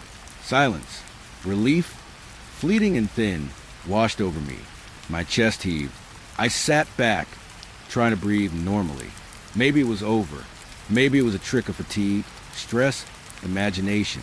But then, just as I was about to leave the room, the receiver lifted itself off the cradle. The cord stretched impossibly long, reaching toward the dark corners of the office. And the whisper came again, clear, close, and impossible. I'm still here. I couldn't move. I couldn't think. Only listen. Only wait. Only feel that dread pressing in from everywhere, inside my chest, crawling up my neck, seeping into my mind. I realized slowly that this wasn't just a phone call. It wasn't just a child's voice. It was a warning. And I didn't know what it was warning me about yet. All I knew was that it wouldn't end. And I didn't know how long I could survive hearing it, because now it was inside. I drove past the cornfields, headlights cutting thin slices through fog, and the radio was dead silent except for that static hum that made my teeth ache. I'd been getting calls from farmers all week, cows breaking out of pens, goats screaming, chickens gone missing, and it always came down to the same old bar at the edge of Miller's property. No one had lived there for years. The boards were rotting, the roof sagging, windows caked in dirt. Still, every night, animals went crazy nearby. The first time I heard about it, I laughed. Ghost stories and small-town paranoia. But the reports kept piling up. Same barn, same hour. Midnight. I parked the truck on the gravel path, engine ticking down, and the smell hit me first. Wet earth and something metallic, faint but sharp. My boots crunched over frost-coated grass. As I moved toward the barn, the fog hugged the ground like it didn't want to see too much. From the shadows, I caught movement. Not human, too jittery. But it wasn't an animal either. I stopped, holding my flashlight, heart hammering. Nothing. Then a low, guttural noise rolled out from the barn. Something between a growl and a whimper. My stomach turned. The animals weren't making it up. The door was locked. Or at least, it looked like it should be. Rusted chain looped through a hasp. swinging slightly in a wind I couldn't feel. I shone the light through the cracks in the boards. Nothing at first, but then a shape, something tall, hunched, moving just inside the shadows. I blinked. It vanished. I told myself it was just my eyes playing tricks. Fog, branches, a stray goat maybe. But my gut said otherwise. I circled the barn, listening. The ground was disturbed, hoofprints or footprints. I couldn't tell. Something had been there recently. Something big. Then I heard it. A soft thud against a wooden wall. Slow, deliberate. Someone or something. Inside, I raised my flashlight again. The beam caught a window, cracked and filthy, and for a split second I saw a face. Pale, pressed against the glass, but wrong. Not human. Too long, too narrow, eyes that didn't blink. Then it was gone, leaving me staring at my own reflection in the glass. I stepped back, tripping over a rock, cursing under my breath. My rational mind screamed that I was imagining it. Still, the animals back on the farm weren't. They were frantic, horns clashing, hooves pounding. Something had them terrified, and I was about to find out why. I moved to the side, flashlight scanning. The air was heavier here, almost warm, like the barn was breathing. Another thud, closer this time. I froze. Footsteps? No, lighter. A dragging sound. Something had to be inside. I considered turning back, calling it in, but curiosity anchored me.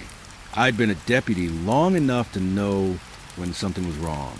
This wasn't just mischief. This was something alive, or something that had been alive. I leaned closer to the boards, the flashlight's beam wobbling as my hand shook. Then I saw it. Claw marks, fresh, jagged lines across the wood. Not human. Not any animal I knew. My chest tightened. A sound came from behind me, rustling in the grass. I spun around, heart pounding, light slicing through the fog.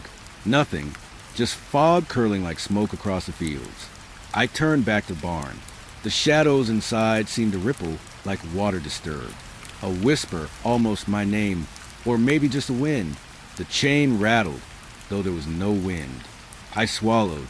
Every instinct screamed to run. My flashlight flickered. I banged it on my palm, steadied it, and pointed again at the barn. The shape returned. Just a shadow at first. But then, two glowing eyes, low, unblinking, staring from the corner near the loft. I could hear them breathing. Or maybe it was me. My hand shook so bad I nearly dropped the flashlight. I called into the darkness, voice cracking. Who's there? No answer. Only the animals, still screaming somewhere beyond the fog. Somewhere I couldn't see. I took a step closer. Another thud, louder, coming from the loft. The barn groaned under it. Old wood flexing like it was alive. My stomach turned. I knew I was walking into something I couldn't understand, something that shouldn't exist. The eyes blinked once, slowly, deliberately, and the whisper came again, clear this time, a single word. Leave. I froze. My mind raced. Should I run? Call for backup? But something in me, a compulsion I couldn't name, made me step forward. The barn door shuddered as if something on the other side pushed. The air grew thick, almost choking. My flashlight caught movement across the floorboards, long, slender shapes weaving in and out of shadow, circling. I realized with a sick twist that they weren't animals. Not exactly.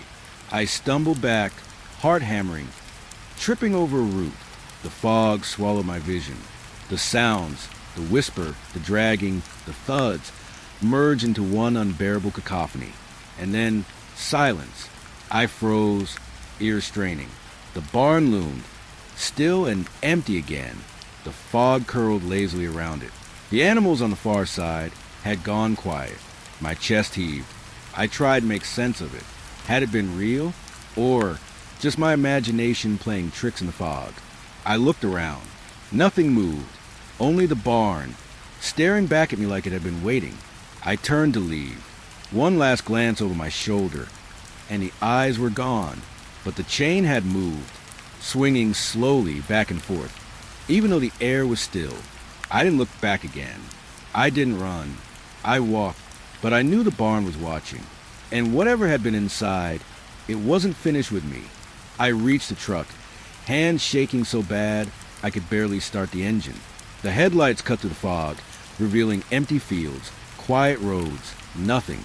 But the feeling lingered, heavy, suffocating, like the night itself was pressing down. And somewhere behind me, I heard the softest of whispers, carried on the wind. "We'll see you again." I gripped the wheel tight.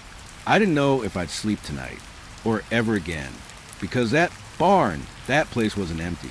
Not really. I stepped out of the truck, the gravel crunching under my boots, and the air hit me like it had weight. Cold, wet, smelling faintly of manure and rust. The barn loomed ahead, rotting boards sagging under the fog, windows blacked out with grime. Farmers had called this in for weeks, whispering about animals panicking. Strange noises at night. But seeing it, it was worse than I imagined. It was the kind of place that made your skin crawl before you even touched it. The first thing I noticed wasn't the smell or the decay. It was the silence. No wind, no rustling, nothing. The animals were gone, probably hiding somewhere down the road. And yet, the panic had left its mark. The grass around the barn was flattened, trampled like a storm had passed. I tried the door. Locked. Rusted chain, padlock dangling. I kicked at it, barely moved, but that didn't explain the footprints inside. Miller's boys had said the barn was empty, years abandoned. No one was supposed to be here. Yet the deputy with me pointed, voice shaking. "Look at this." I crouched, flashlight slicing through the gloom. Prints pressed into the dirt floor, bare long toes, stretched in a way that didn't belong to any man I'd ever seen. And they didn't lead in, not from the door, not from any broken wall or window. They just started there. I swallowed hard, the taste of metal in my mouth. "What the hell?" I muttered, tracing one with my boot. The earth was soft, impression deep, like something heavy had pressed down and then vanished into thin air. My rational brain fought to explain it. Maybe the floor had shifted, water erosion, but my gut knew better. Something was here, had been, maybe still was. We moved around, careful. Every step echoed in the empty space. The barn creaking like it was breathing. Another set of prints, smaller this time, intersecting the first. Child-sized, or smaller. Too small for a grown man. Too precise to be animal tracks. And then I noticed them, the drag marks. Something had been pulled along the ground. A faint groove in the dirt, leading from one corner to another. I followed it, flashlight shaking my hands. The beam caught something. A patch of hair, dark, matted, stuck in the grooves.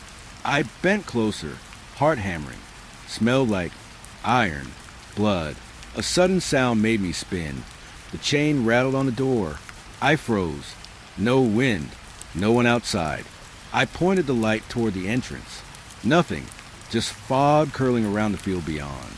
The prints kept going, deeper into the barn. I noticed the floorboards. They weren't all original. One near the back was newer, strangely clean, untouched by dust or cobwebs. The footprints stopped there, just ended. I crouched again, reaching for the board, flashlight trembling. There was a gap beneath it, barely enough to see. The drag marks continued underfloor. Something had entered here, disappeared. I felt a chill creep up my spine. The deputy behind me whispered, voice tight, "That's impossible." I didn't respond. I couldn't. My eyes caught movement in the corner of the loft. A shadow shifting against the ceiling beams. The prints didn't explain that. Nothing did. I stepped back, heart racing, the barn groaning under its own weight. The silence pressed down, heavy, like the walls themselves were watching. My hands shook as I traced the last of the drag marks with my finger. Smooth, deliberate, not frantic. Someone or something knew exactly what it was doing. Then I noticed the smell. It was stronger now. Iron, decay, sweat.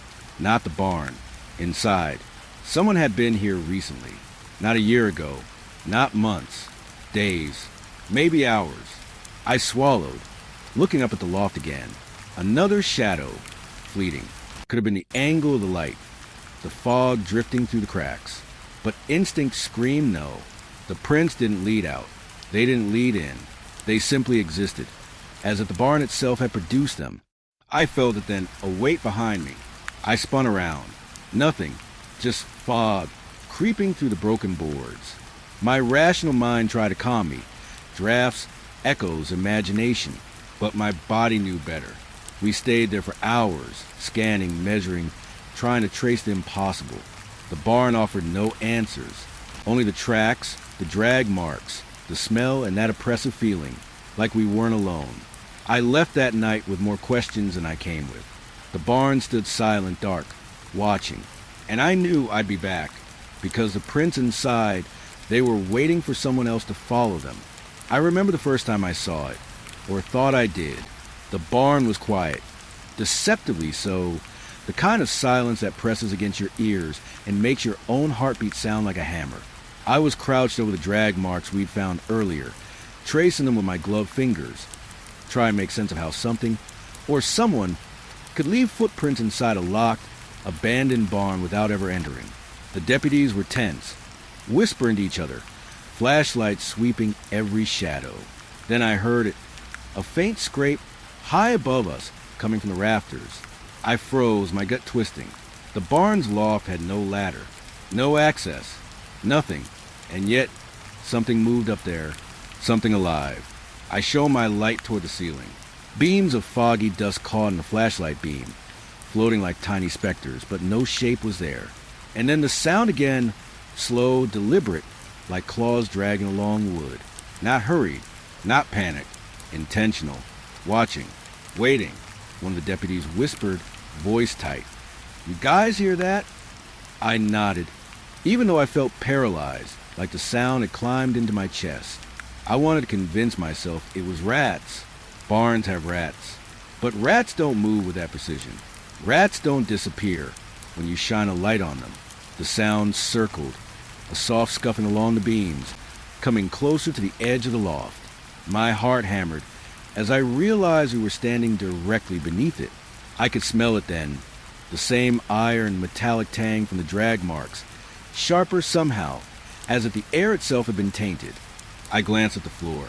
Another set of prints appeared, small, careful, leading directly beneath the loft. The drag marks seemed to vanish upward, impossibly. My stomach clenched.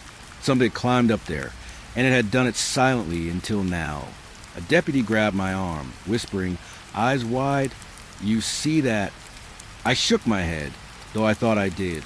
Shadows stretched across the beams, flickering in ways a flashlight shouldn't allow. And then movement, too quick, too fluid. Something sliding along a joist, defying gravity, its shape obscured by dust and shadow. I want to call out, to demand it show itself, but my throat was dry, locked. The loft creaked. A floorboard shifted somewhere behind me.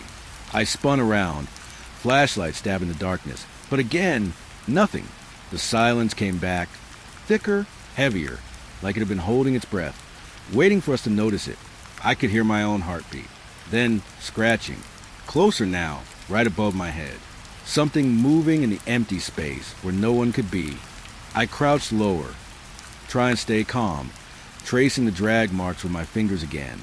The smaller prints we had seen earlier, child-sized, intersected with the larger ones like a game or a trap. Something was leading us, teaching us where to look. The more I examined, the more I felt eyes on me. Not human eyes. Something old, patient, intelligent. A shadow flickered again in the loft. I froze. My flashlight illuminated part of it, a long, thin shape, twisted unnaturally, hanging over a beam for a second before disappearing again. My stomach dropped. It didn't run. It didn't hide. It observed. The deputy beside me whispered about leaving, about calling it in, but I couldn't move. Not yet. Something about the loft drew me, even as terror clawed at my chest. I inched closer to the ladderless wall, tracing the small prints that seemed to end where the loft began. The sound followed, scuttling along the beams, circling, teasing.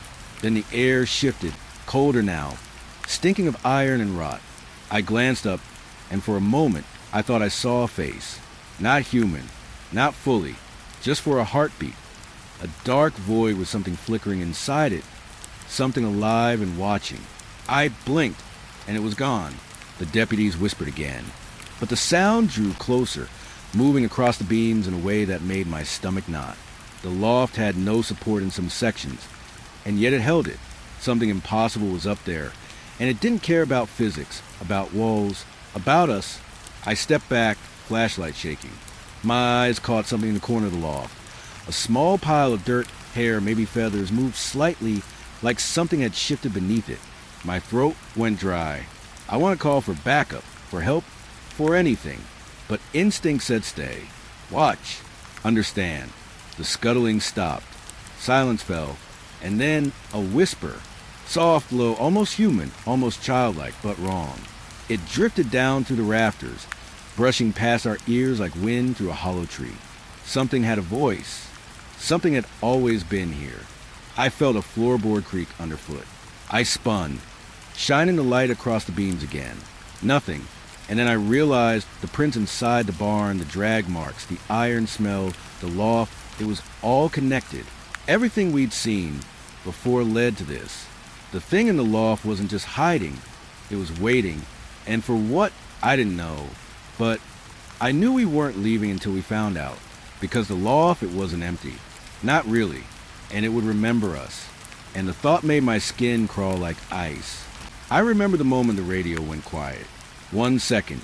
Deputy Walker's voice crackled over the line. Tense but clear. The next, nothing. Just static. I pressed a button again, called his name, and the silence pressed back at me like a physical weight. He'd been chasing that vehicle deep in the woods. The one parked in the shadows where the trees seemed to swallow the light. I could feel it in my chest, the kind of tight knot you get when something doesn't fit. Every dispatch in the room leaned in, listening, fingers hovering over the radio, hoping for a return signal. But there was nothing, just a faint hiss, like the line was underwater. My stomach twisted. How does a man just stop talking? I played back his last words in my head. Something's not right. It's too quiet. The rest cut off. I swallowed hard. That pause, that incomplete sentence, made the hair on my neck stand on end. Something in the forest had him. Or at least, it wanted us to think it did. I grabbed the map of the area he was in. The roads were overgrown, broken in places. The trees so dense they blocked the evening sun. I could almost feel the darkness pressing through the paper, imagining Walker's headlights flickering across gnarled roots, his engine echoing off the trunks. He'd said the vehicle looked abandoned, but there was movement. Too deliberate to be an animal. Something was watching him. I asked the deputies to mark the last known position. Everyone hesitated. You could feel their doubt, the unspoken fear that Walker wasn't going to call back. I traced the route with my finger, picturing the headlights cutting through fog, the radio static climbing like a warning. Every shadow could be more than a shadow, every rustle more than the wind. Then a new report came in, another deputy nearby. "I see something moving," he whispered. Not a person, not exactly. Something in the underbrush, shifting, stopping whenever you looked directly at it. I felt my pulse spike. Could it be related to the vehicle? The same energy that made Walker's voice go silent? I tried to recall any patterns from previous calls. There had been complaints. Animals fleeing at night, strange lights near abandoned cabins. But nothing that led to silence like this. This was different, personal.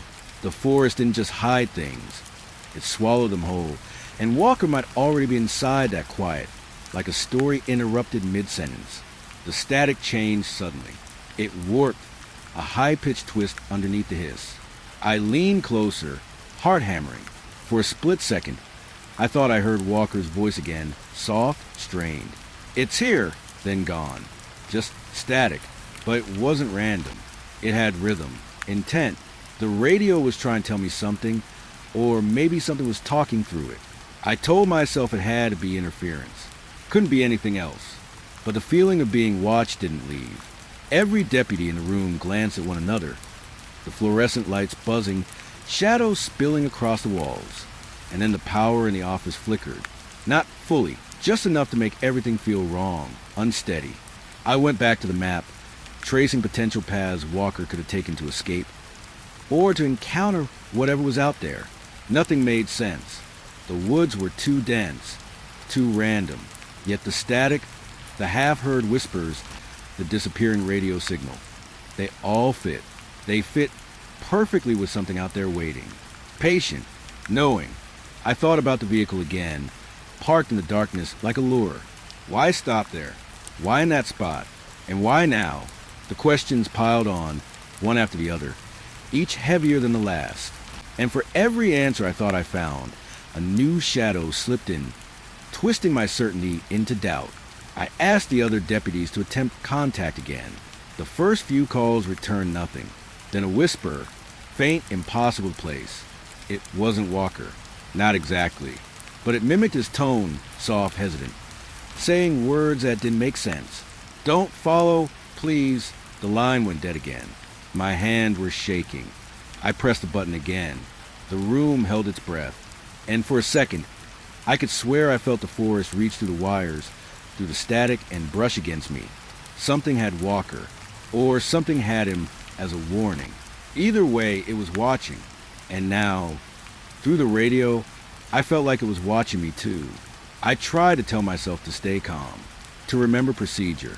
But the forest didn't care about procedure. It had rules of its own. The silence was a signal, a threat, a door. And somewhere deep in that darkness, Deputy Walker's headlights were still flickering. Or maybe, just maybe, they never had been. And in that thought, I realized whatever waited in those trees, it didn't just want Walker. It wanted us all to hear, to listen, to understand that some calls never end because the line stayed open, even when it shouldn't. I shouldn't have been surprised when we found the cruiser, but I was. It wasn't like it had rolled into a ditch or something simple. No, it was wedged between trees, twisted as if the forest had grown around it, miles from any road. The headlights were still on, cutting pale beams through the fog. I could see them from a distance, slicing through the dark like desperate eyes. When we reached it, the silence pressed against me harder than the cold night air. The engine hummed faintly, a low, steady vibration, but the doors were locked. No one was inside. No sign of struggle. Just the car, hovering between reality and whatever else had moved it here. I circled it, running my gloved hands over metal, tracing dents and scratches that didn't make sense. How does a vehicle get into the middle of trees without tracks leading to it?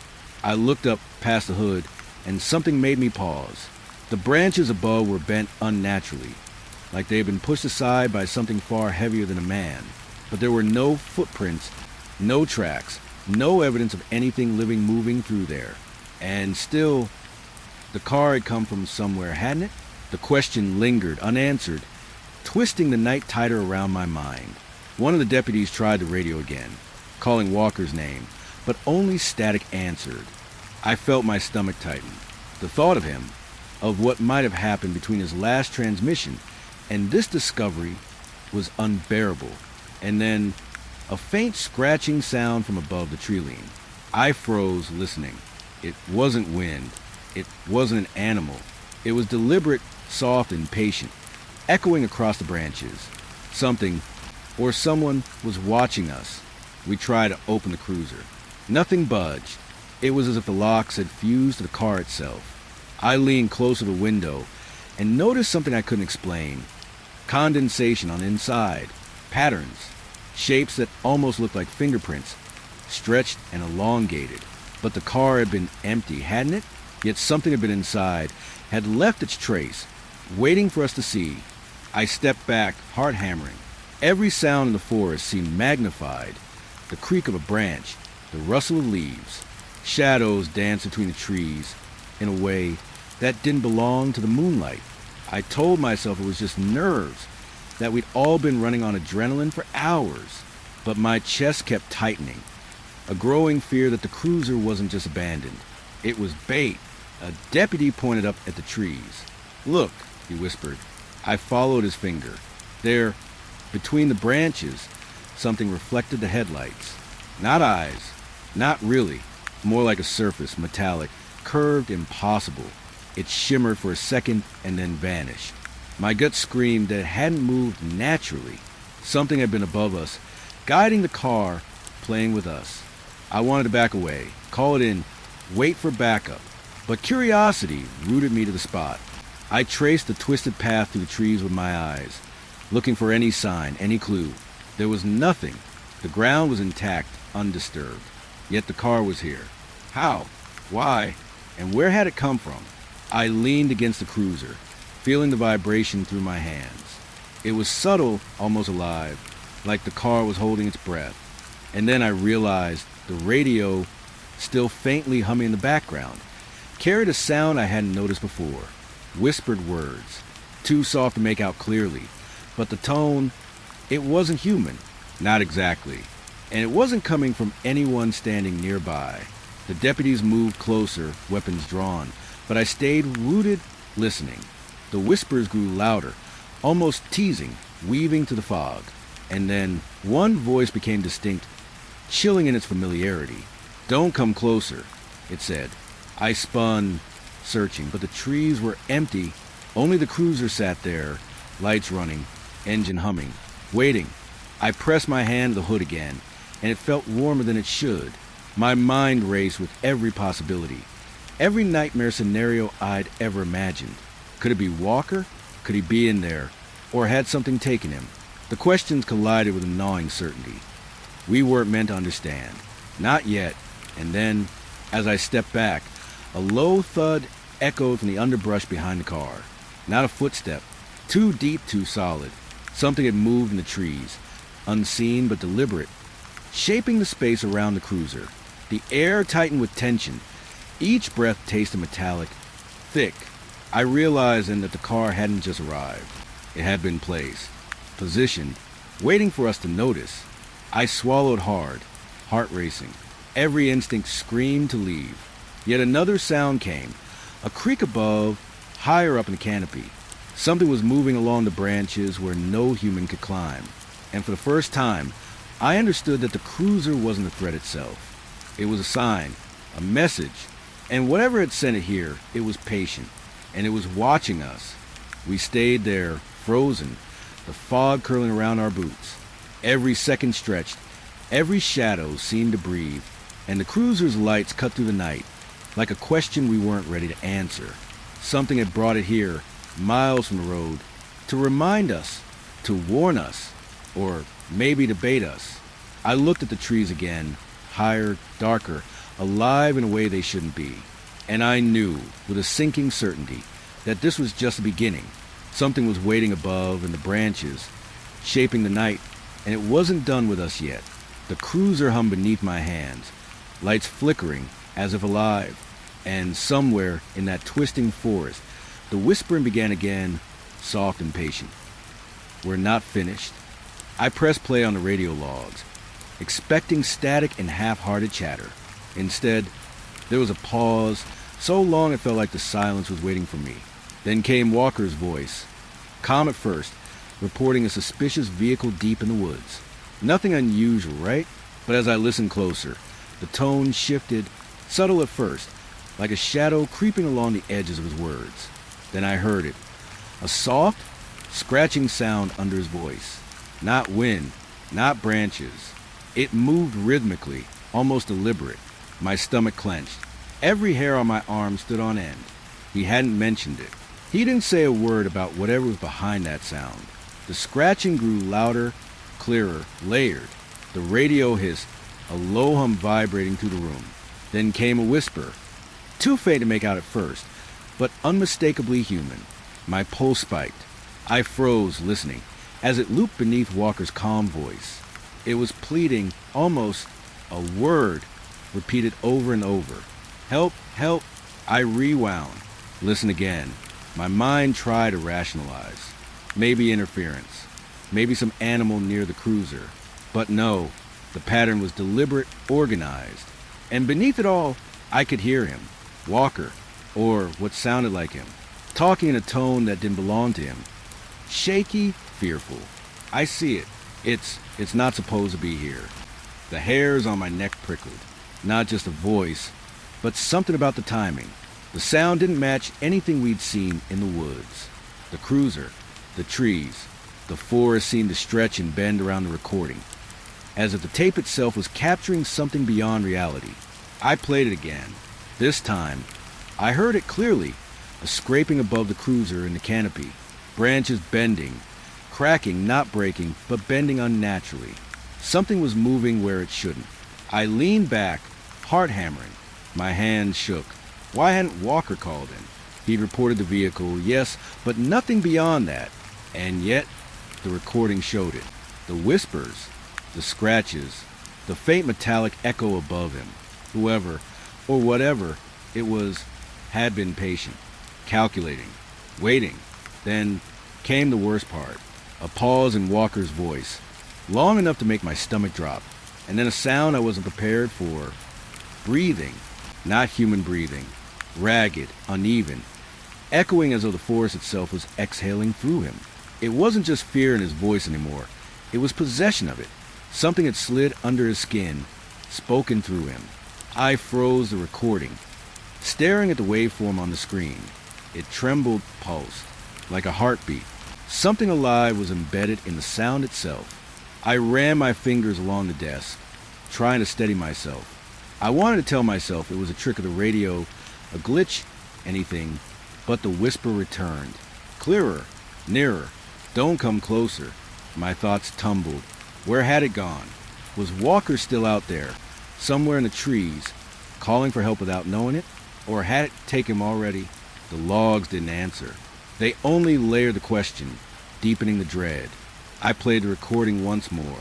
This time, beneath everything, there was a new sound I hadn't noticed before. The faintest tap, tap, tap, like claws or hooves against metal.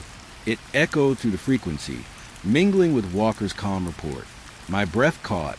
That sound hadn't been present when the cruiser was found, at least not that we had noticed. But now it was undeniable.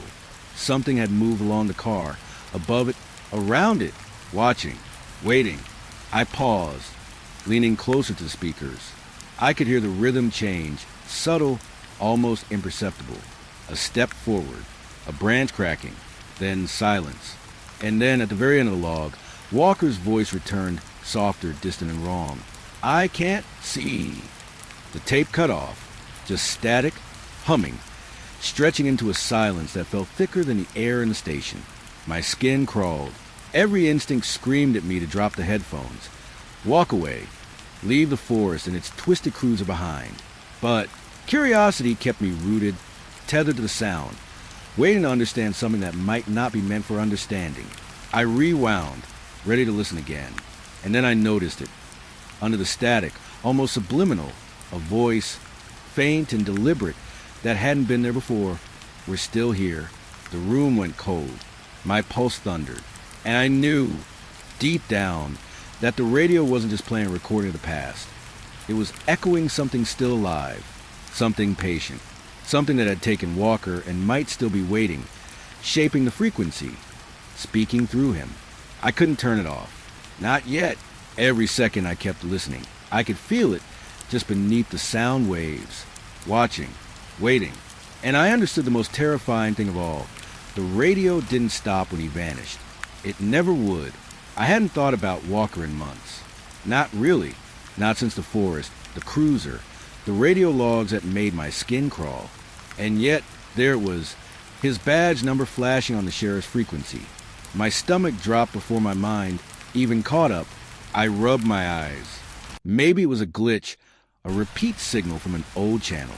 But the tone was unmistakable.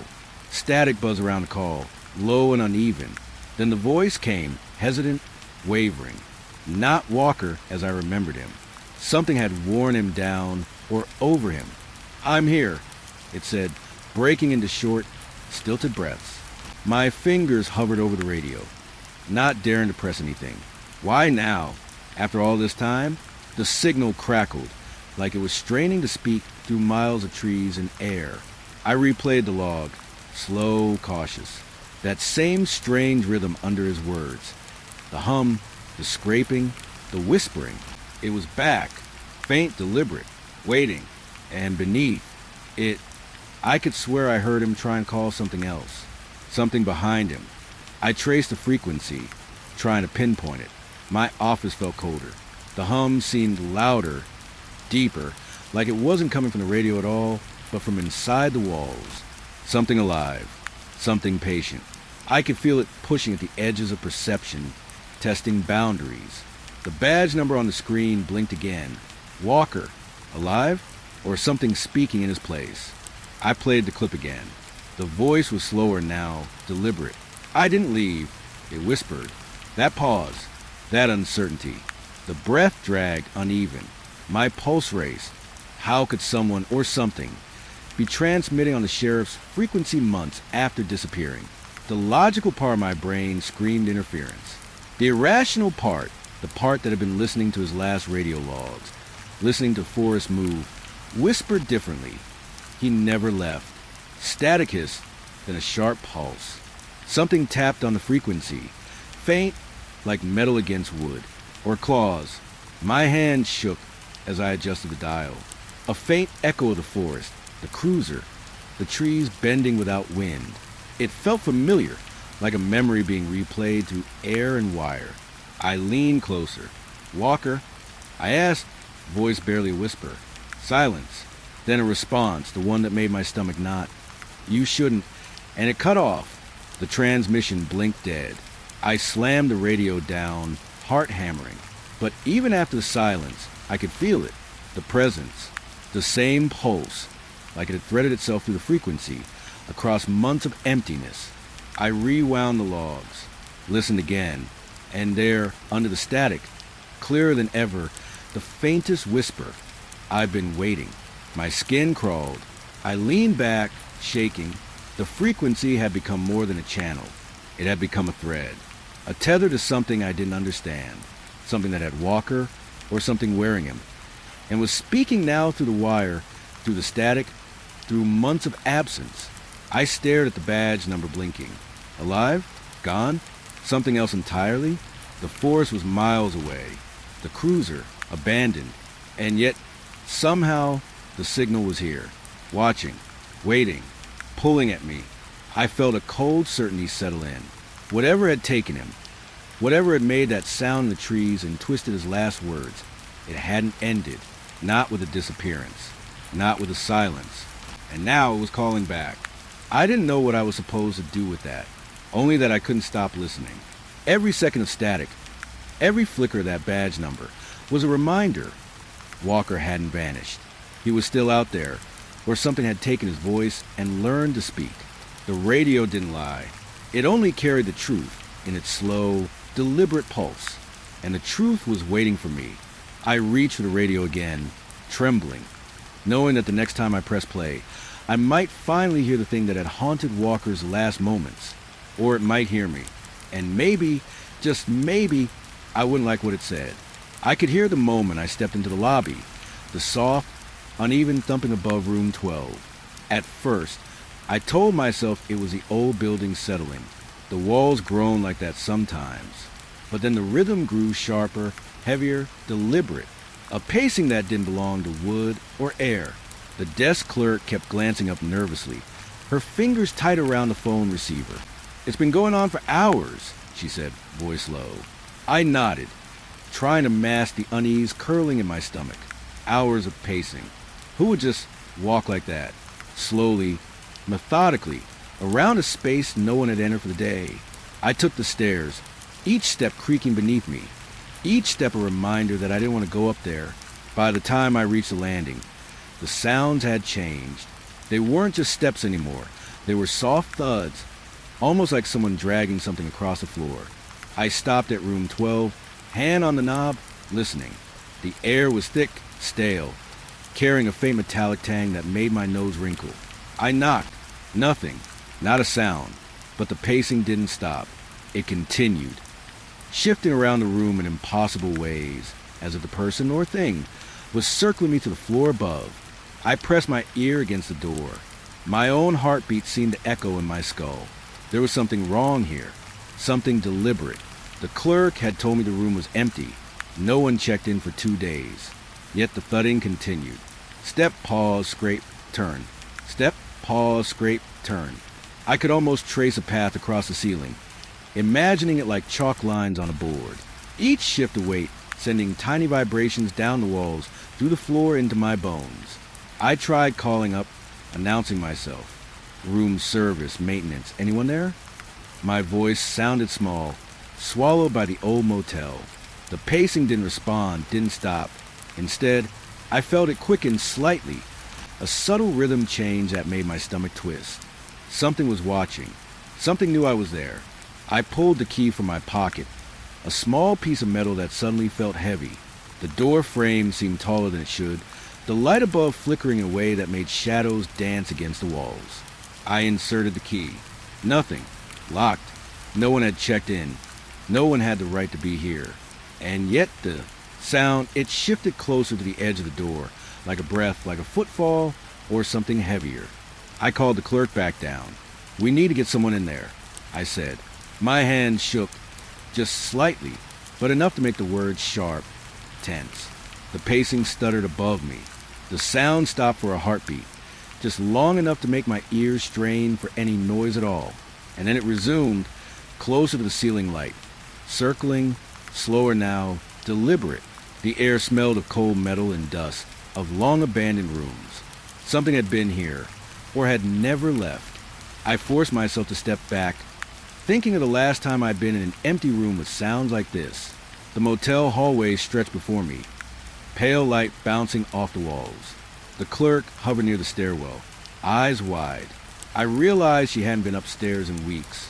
Had anyone really entered room 12 in that time? I doubted it. And yet, something moved. I turned my gaze to the ceiling, imagining the outline of the room above, the walls, the small bed in the corner, the dresser pushed against the far wall, and the pacing, circling endlessly, tracing invisible lines that didn't make sense, didn't match the furniture. It didn't belong to a human. Not entirely. I asked again, louder, shaking slightly now, "Is anyone up there?" Silence answered me. Then a faint creak, softer than before, like shoes sliding on a floor. I could almost see them pacing in the dark, the rhythm deliberate, confident. The room seemed larger somehow, or smaller. The walls pressed in and I wanted to turn and run. But something held me there, staring at the door, waiting. Minutes passed. Hours, maybe. The rhythm never ceased. I traced it in my mind, around the bed, along the dresser, through the imaginary walls. Each passed a question. Who, what, why? My skin pricked. My ears burned from strain. And then, faintly, the scratching began. Something dragging along the corner, just beneath the floorboards.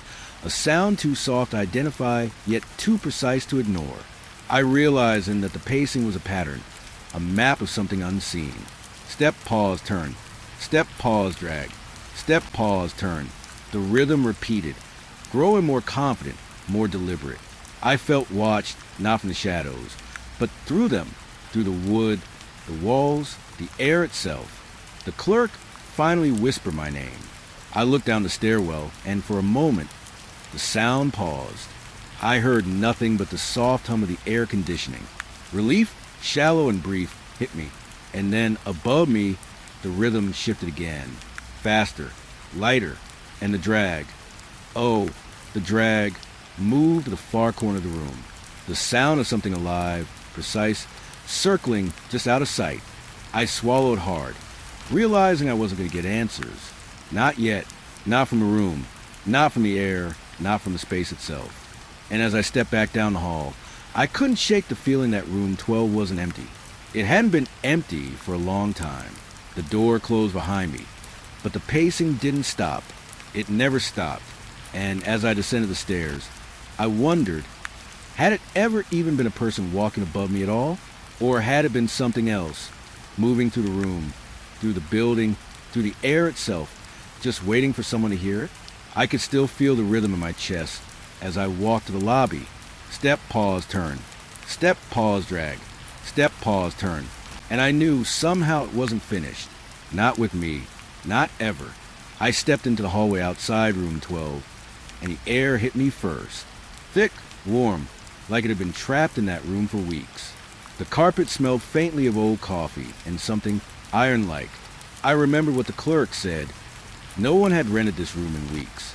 Yet the pacing, the faint, deliberate rhythm, hadn't stopped. Not once. I pressed my ear to the door. Step, pause, scrape, turn. Step, pause, drag, turn.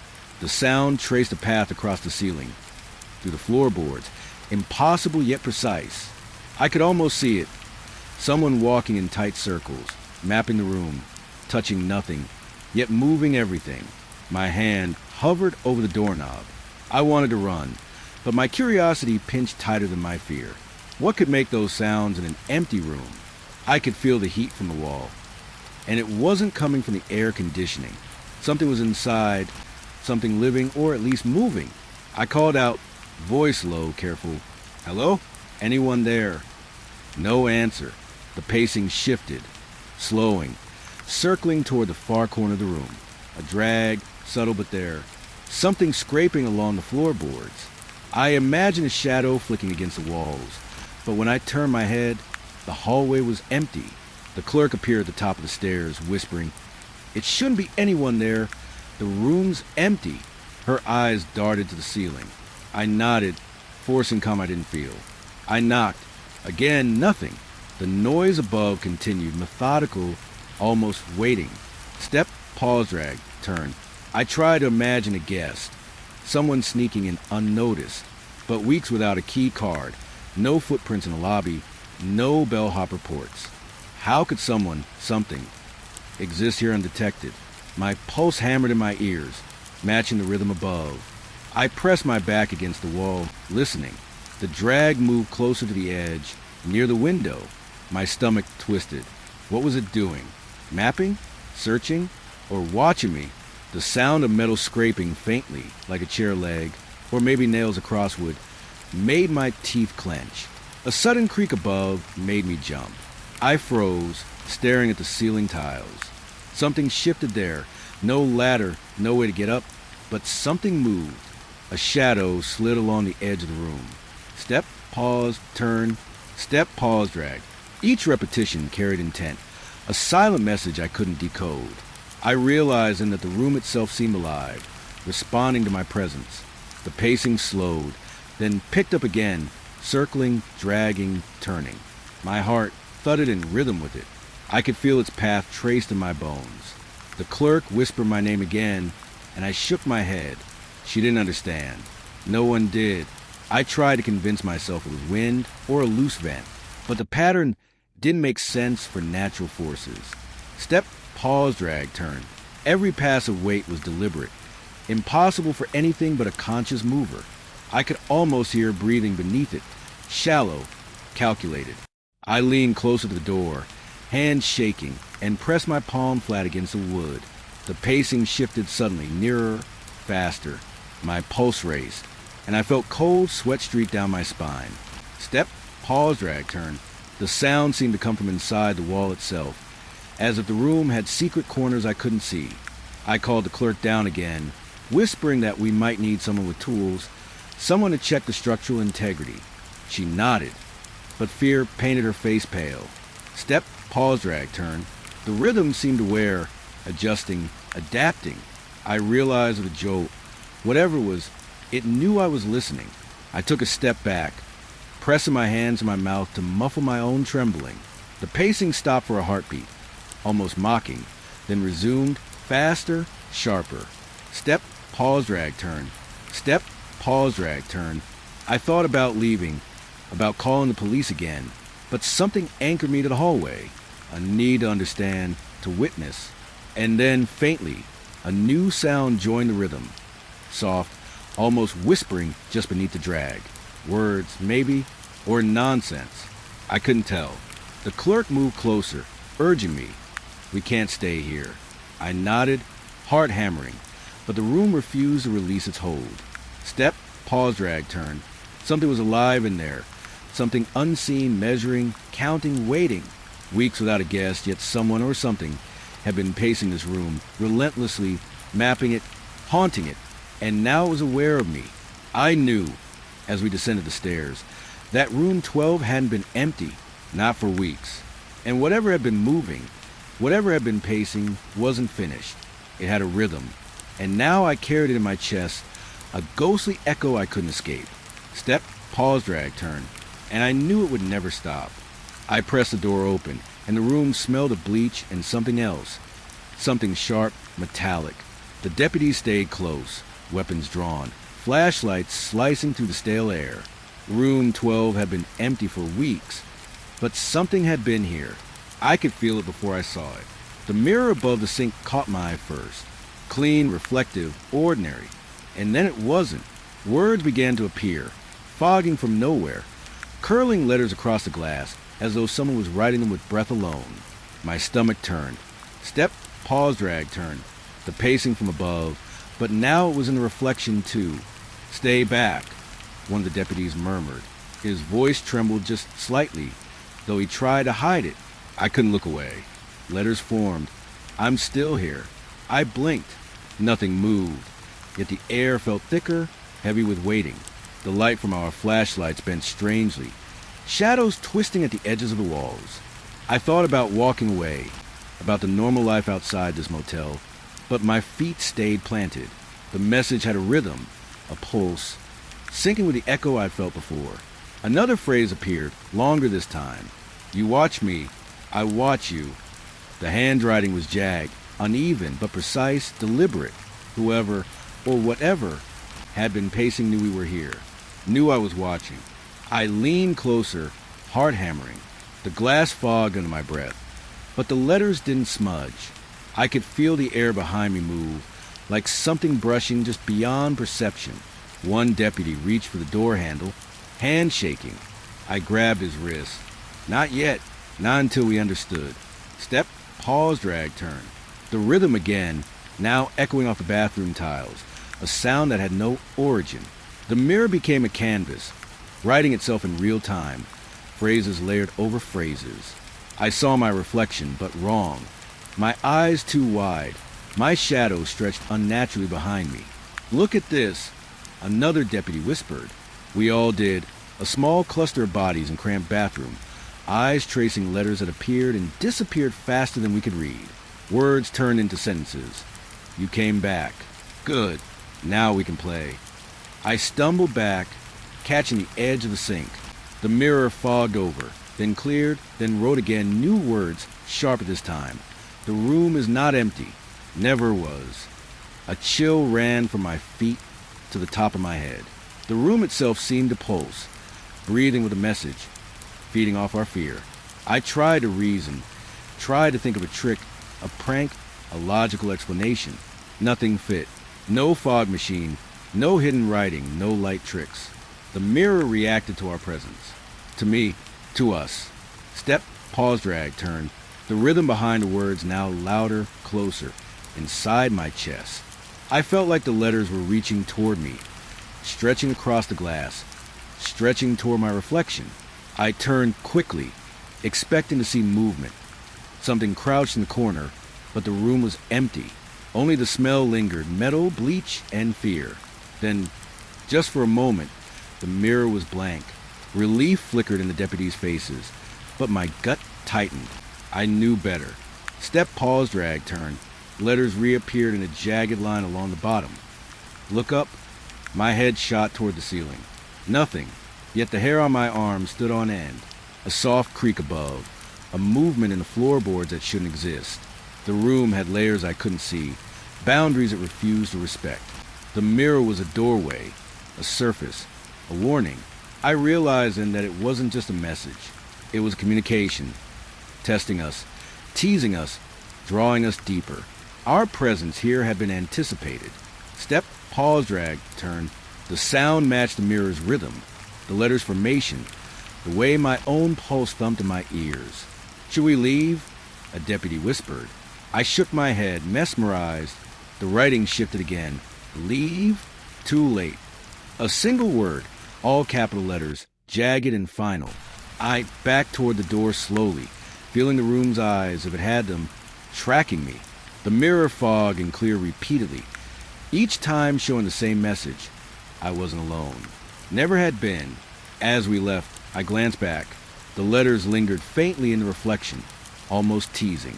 Step, pause, drag, turn. And I knew the pacing, the presence, the messages weren't bound by glass, by walls, or by reason.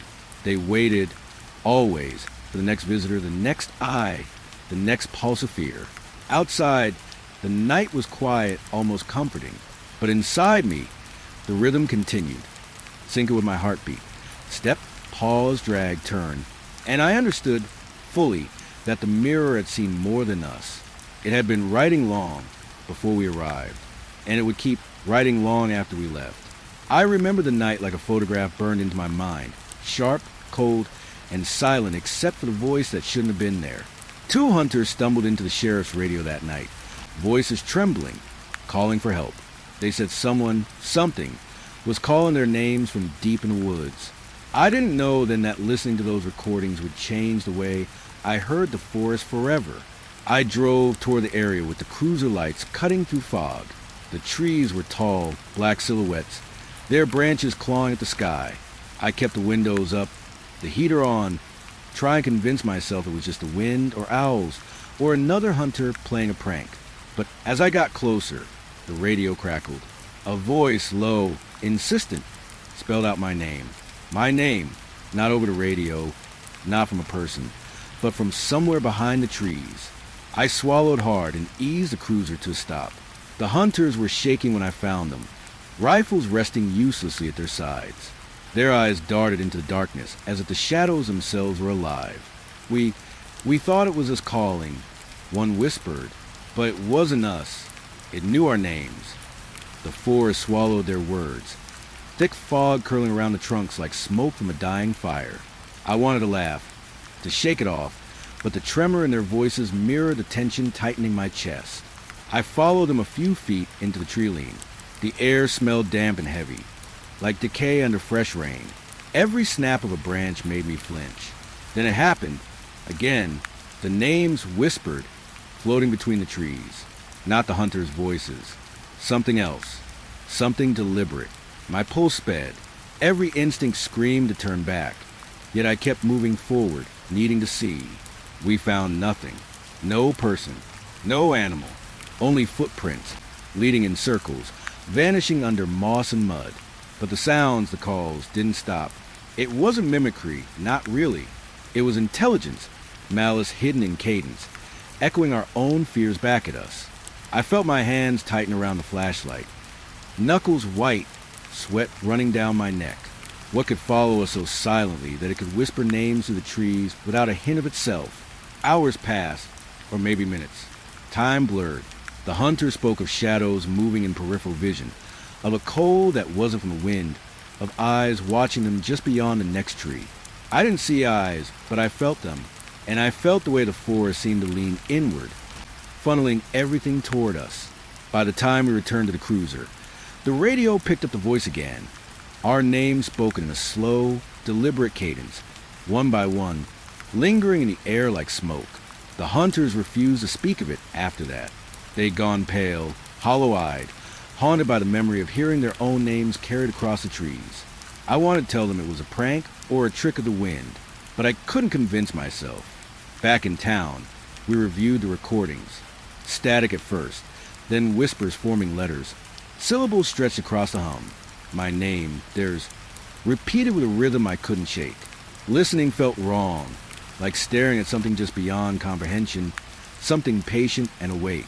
Every replay tightened a knot in my chest. The forest wasn't empty. The air wasn't safe. And someone knew who we were before we knew ourselves. Sleep was impossible. I lay awake imagining the rustle of leaves, the whispers, the deliberate stalking. I thought about leaving town, fleeing far away, but a small, cruel part of me wanted to know who or what it was. That night, the forest claimed more than our names. It claimed a certainty that what called us could wait, and it always would. Days later, I found footprints near the hunter's cabin. Not animal, not human, perfectly shaped, small, leading nowhere. No one had entered, no one had left, and still, every time the wind moved through the trees, I swore I could hear it, whispering again, my name, step by step, calling, waiting, always waiting. The next time the forest spoke, I didn't want to answer, but something told me I would. Something told me we never stop listening once it begins. The ranger didn't waste words. He just looked at us, his eyes hard and tired, like he'd seen the woods swallow people whole before breakfast. This forest, he said, It's older than any of us. And it takes. Always takes. His hands gripped the steering wheel of his truck, as if holding on could stop something waiting outside. I wanted to dismiss it, like everyone else always did, but there was a weight in his voice I couldn't shake. He told stories about hikers vanishing without a trace, hunters who never returned, families who camped for a weekend and never left. He didn't embellish, didn't dramatize, just laid it out like a fact nobody wanted to admit. Every case had one thing in common. The forest was alive in ways we couldn't understand. It whispered, it watched, and when it wanted someone, it got them. I remember thinking that night about Deputy Walker. He'd gone silent deep in these woods, and we never found him. Not his body, not a scratch, just the cruiser.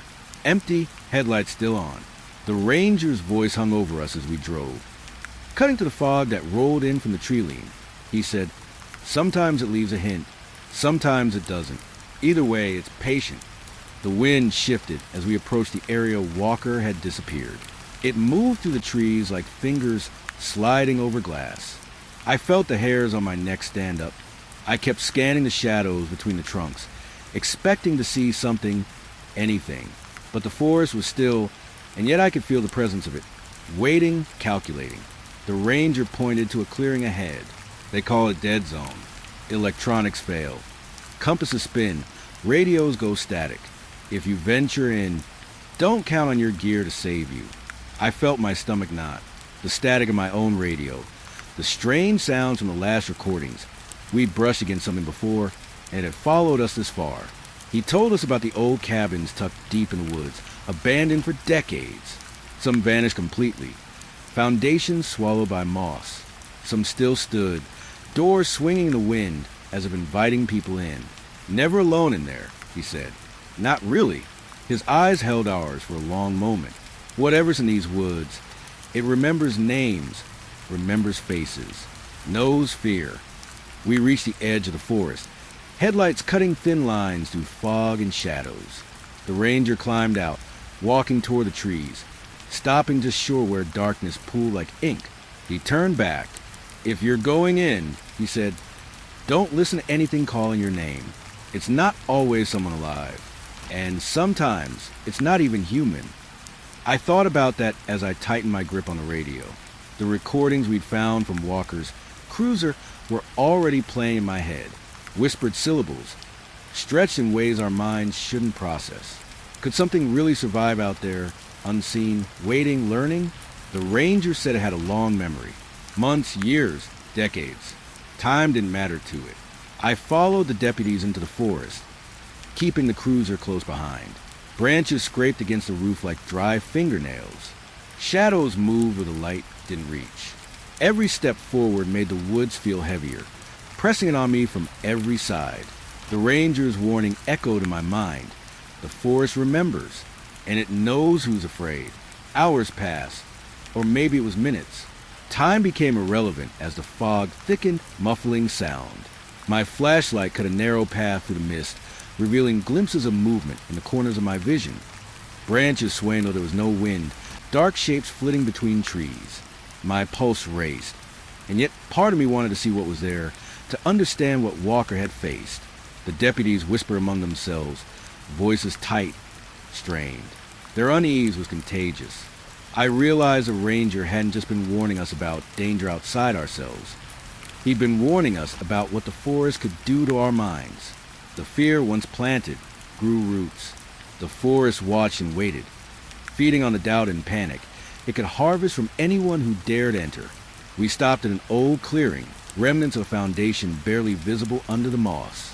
The wind shifted again, carrying with it a low, elongated sound, almost like a sigh, almost like a name. My stomach turned over. The ranger's words weren't just cautionary, they were prophecy. We were inside something alive, something patient, and every sense told me it was aware of us. One deputy stepped forward, crunching leaves beneath his boots. He froze, staring at something in the distance. I strained my eyes, but the fog swallowed it. A shape? Or just imagination feeding on terror? I felt my own heartbeat in my ears, loud and relentless, as if announcing our presence to whatever lingered. We backed away slowly, retracing steps, trying to mark the trail. Every shadow seemed to stretch, twist, as if mocking our retreat. The forest was no longer just a place. It was a living entity, remembering the ones who'd vanished before us, memorizing the rhythm of our fear, calculating the next move. By the time we emerged at the edge of the trees, the ranger was gone, leaving his truck idling as if he had never warned us at all. Only the emptiness of the clearing remained, and the cold realization that we hadn't seen the worst yet. Something lingered in the mist, patient and waiting, and I knew this night wouldn't be the last we would hear our names whispered from the shadows. Even now, I hear it sometimes, carried on the wind. My own name, stretched thin, almost a plea, and I can't shake the feeling that the forest is listening, remembering, and waiting for the next mistake. I remember the first time I heard it. At first, I thought it was the wind, or the way the trees groaned when the fog rolled in. But then I froze, because it wasn't wind at all. It was my own voice calling my name. Clear, familiar, stretched thin across the night. I stopped dead in my tracks, and so did the deputies behind me. The radios were silent. The only sound a crunch of leaves beneath our boots. And that voice, it came again, louder this time. Not just mine. One of the deputies whispered his own name, and the trees answered back in perfect imitation. Syllable for syllable, almost mocking us. My throat went dry. Every rational thought screamed that it had to be one of us playing a trick, but no one moved. The fog thickened, clinging to our shoulders, and the forest felt suddenly too close, like it had lungs and was exhaling cold onto our faces. We pressed on, each step heavier than the last, expecting, hoping this was just our imagination, but the calls kept coming, drifting to the trunks like smoke, warping the familiar into something sinister. I could feel my pulse in my ears, drowning out every other sound. And somewhere behind me, I thought I heard a branch snap, though no one had moved. Or had someone or something followed us? The deputies tried to respond, their voices hoarse. Hello? Walker? Anyone? And the forest gave it back. My own words returned hollow, as if the trees themselves had mouths. We were no longer moving through the woods. The woods were moving through us. I could feel it in my skin, crawling under my collarbone, into my ribs. It wanted to remind us that we weren't in control. We reached a small clearing. The moon broke through the fog for a moment, pale and cold, lighting up the remnants of an old cabin barely standing. The calls stopped as suddenly as they started, leaving a ringing in my ears. Relief surged, brief and shallow. Then a new sound drifted from the tree lean, a faint, almost human laugh, low and unplaceable. I swallowed hard, realizing the forest had more than voices to mimic. One deputy stumbled backward, pointing at the fog. It's watching, he muttered, voice trembling. I squinted, trying to pierce the gray haze, but the mist bent the light, twisted shadows into shapes that made no sense. Every tree seemed alive, branches curling like fingers, leaves whispering secrets we weren't meant to hear. My mind spun with every echo of my own voice. How many had heard their names before? How many never came back? A crackling noise erupted from the radio I had strapped to my chest. Static. Then a voice that wasn't mine, or anyone I recognized. It called out Walker's badge number. I froze. The deputies looked at each other, pale and silent. Was this just interference? Or had the forest learned the lesson Walker left behind? The static buzzed in my skull, each pulse sinking with my heartbeat, dragging me deeper into the fog. I wanted to turn back, but my boots were rooted to the ground. Every instinct screamed to run, but I couldn't. I realized then that the forest didn't need to grab you to trap you. It didn't need hands. Just a voice, a reflection of what you trusted most, your own identity. And suddenly you were lost. Every step I took felt measured, expected, observed. I was walking through my own fear, and it was walking with me. The calls returned, now overlapping, my voice, the deputies' voices, twisting into a chorus I couldn't untangle. One deputy screamed, but his voice was carried away and returned altered, warped, distant yet inside my head. My stomach lurched. It wasn't the forest behind it. It was the forest inside it. I tried to speak, to anchor myself, but words left my throat as broken syllables. The fog pressed closer, sticky and cold. Shapes moved at the edges of my vision. Shadows leapt from one tree to the next, never solid, never still. I knew that somewhere out there, Walker's name, his calls, were being remembered, cataloged. Every fear we had ever felt here would be stored, stretched, and used to call us back next time. The deputies formed a circle, tried to reassure each other, but I could see their eyes, wide, frantic, mirroring my own terror. This wasn't the first time the forest had trapped voices, and it wouldn't be the last. Every echo carried history. Every whisper a warning we weren't ready to hear. Minutes, or was it hours, passed in suffocating silence. The fog thinned slightly, giving me a glimpse of the path back. Relief surged, but only briefly, in the tree line. I thought I saw a figure, standing too still, watching too patiently. And though it didn't move closer, I could feel it in my chest, as though it had stepped inside me, learned the rhythm of my fear. When we finally broke free of the woods, the voices stopped, but I could still hear them, faint and distant, carried on the wind. My own name whispered in echoes I didn't remember making. The forest hadn't released us. Not really. It had only paused, and I knew the calls would return, sharper, closer, more personal next time. And somewhere deep inside me, I realized that the forest doesn't forget. It doesn't forgive. It only waits. I remember that night like it was the first time I ever realized how small we really are. It should have been quiet. No calls. Nothing unusual, just the hum of the fluorescent lights and the low whine of the radio. I was alone in the office, going through reports, when the line crackled. At first, I thought it was a routine check-in, but the voice on the other end didn't make sense. It was shaky, almost afraid, but familiar in a way that made my stomach tighten. It called out coordinates deep in the county, somewhere I hadn't been in years. I jotted them down automatically, not realizing I was holding my breath. By the time I reached the location, the sky had shifted into a heavy, colorless gray. The trees were still, but there was a weight in the air, like they were holding something back. The road ended abruptly at a clearing, and there it was, an abandoned cabin, lights long dead, doors swinging softly in the wind. Nothing moved, nothing except a thin layer of mist curling around the floorboards, moving like it had intention. I stepped inside, and the silence pressed against my eardrums. There were no footprints, no signs of anyone being there recently. Yet, the radio in my hand began crackling again, faint at first, then louder, repeating fragments of words I didn't recognize. My own name, the names of deputies long retired, and a voice I hadn't heard in decades. Walker. I froze, trying to understand what I was hearing.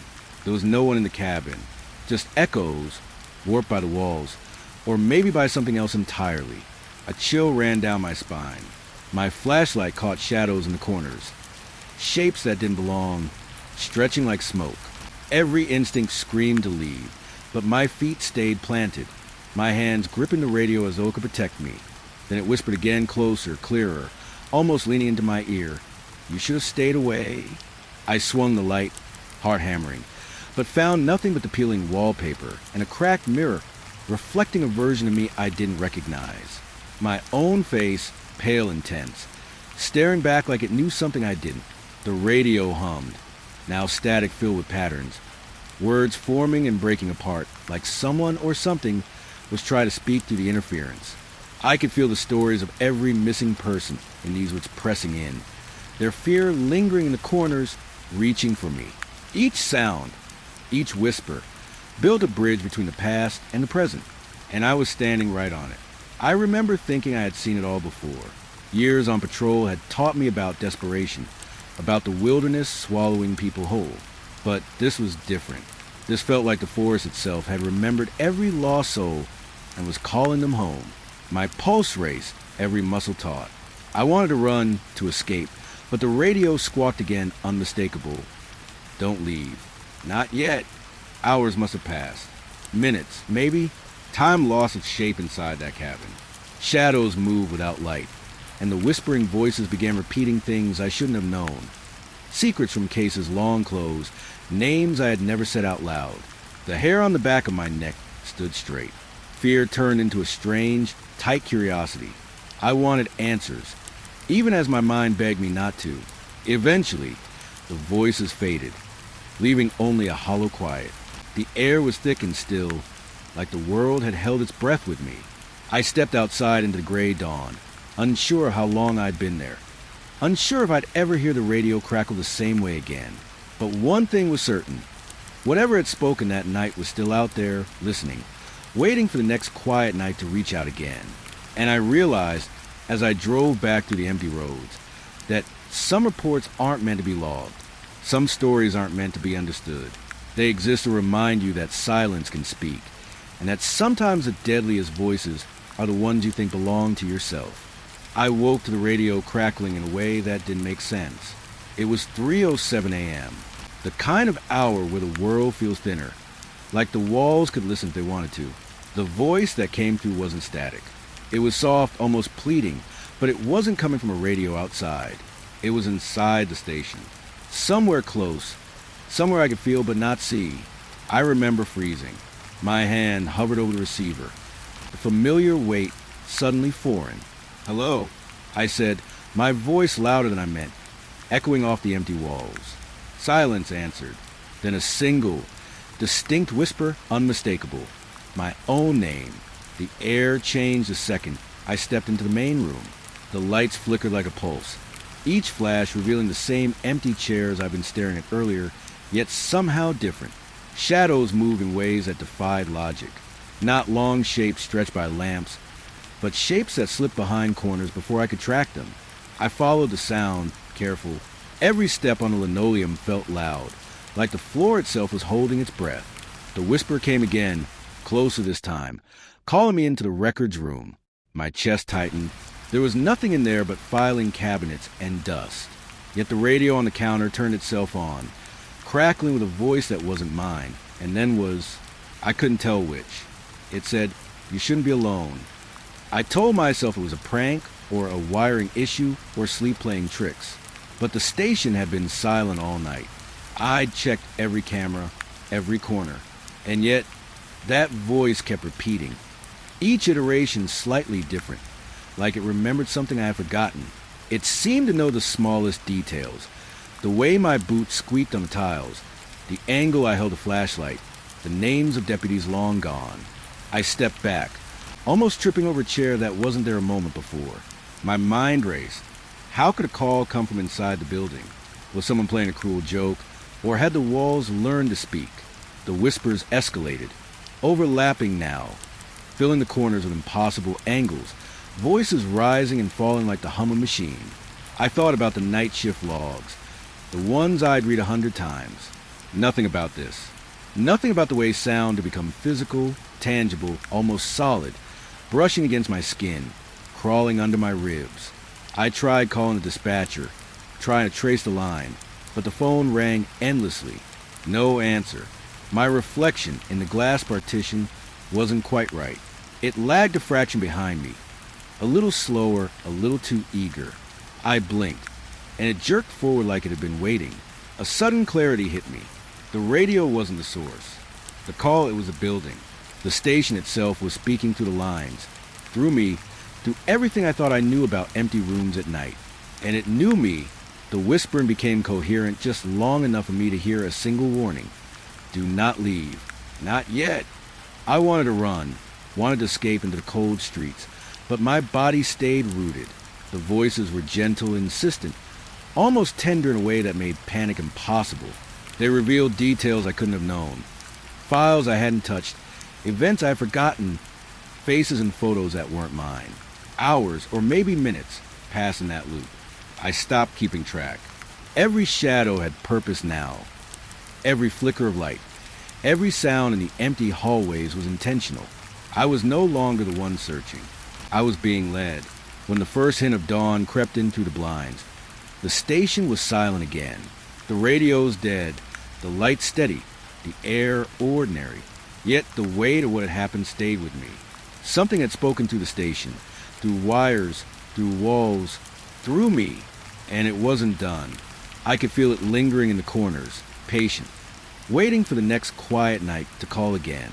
I left the station that morning knowing that some calls aren't meant to be answered, some voices aren't meant for ears, and some buildings never forget.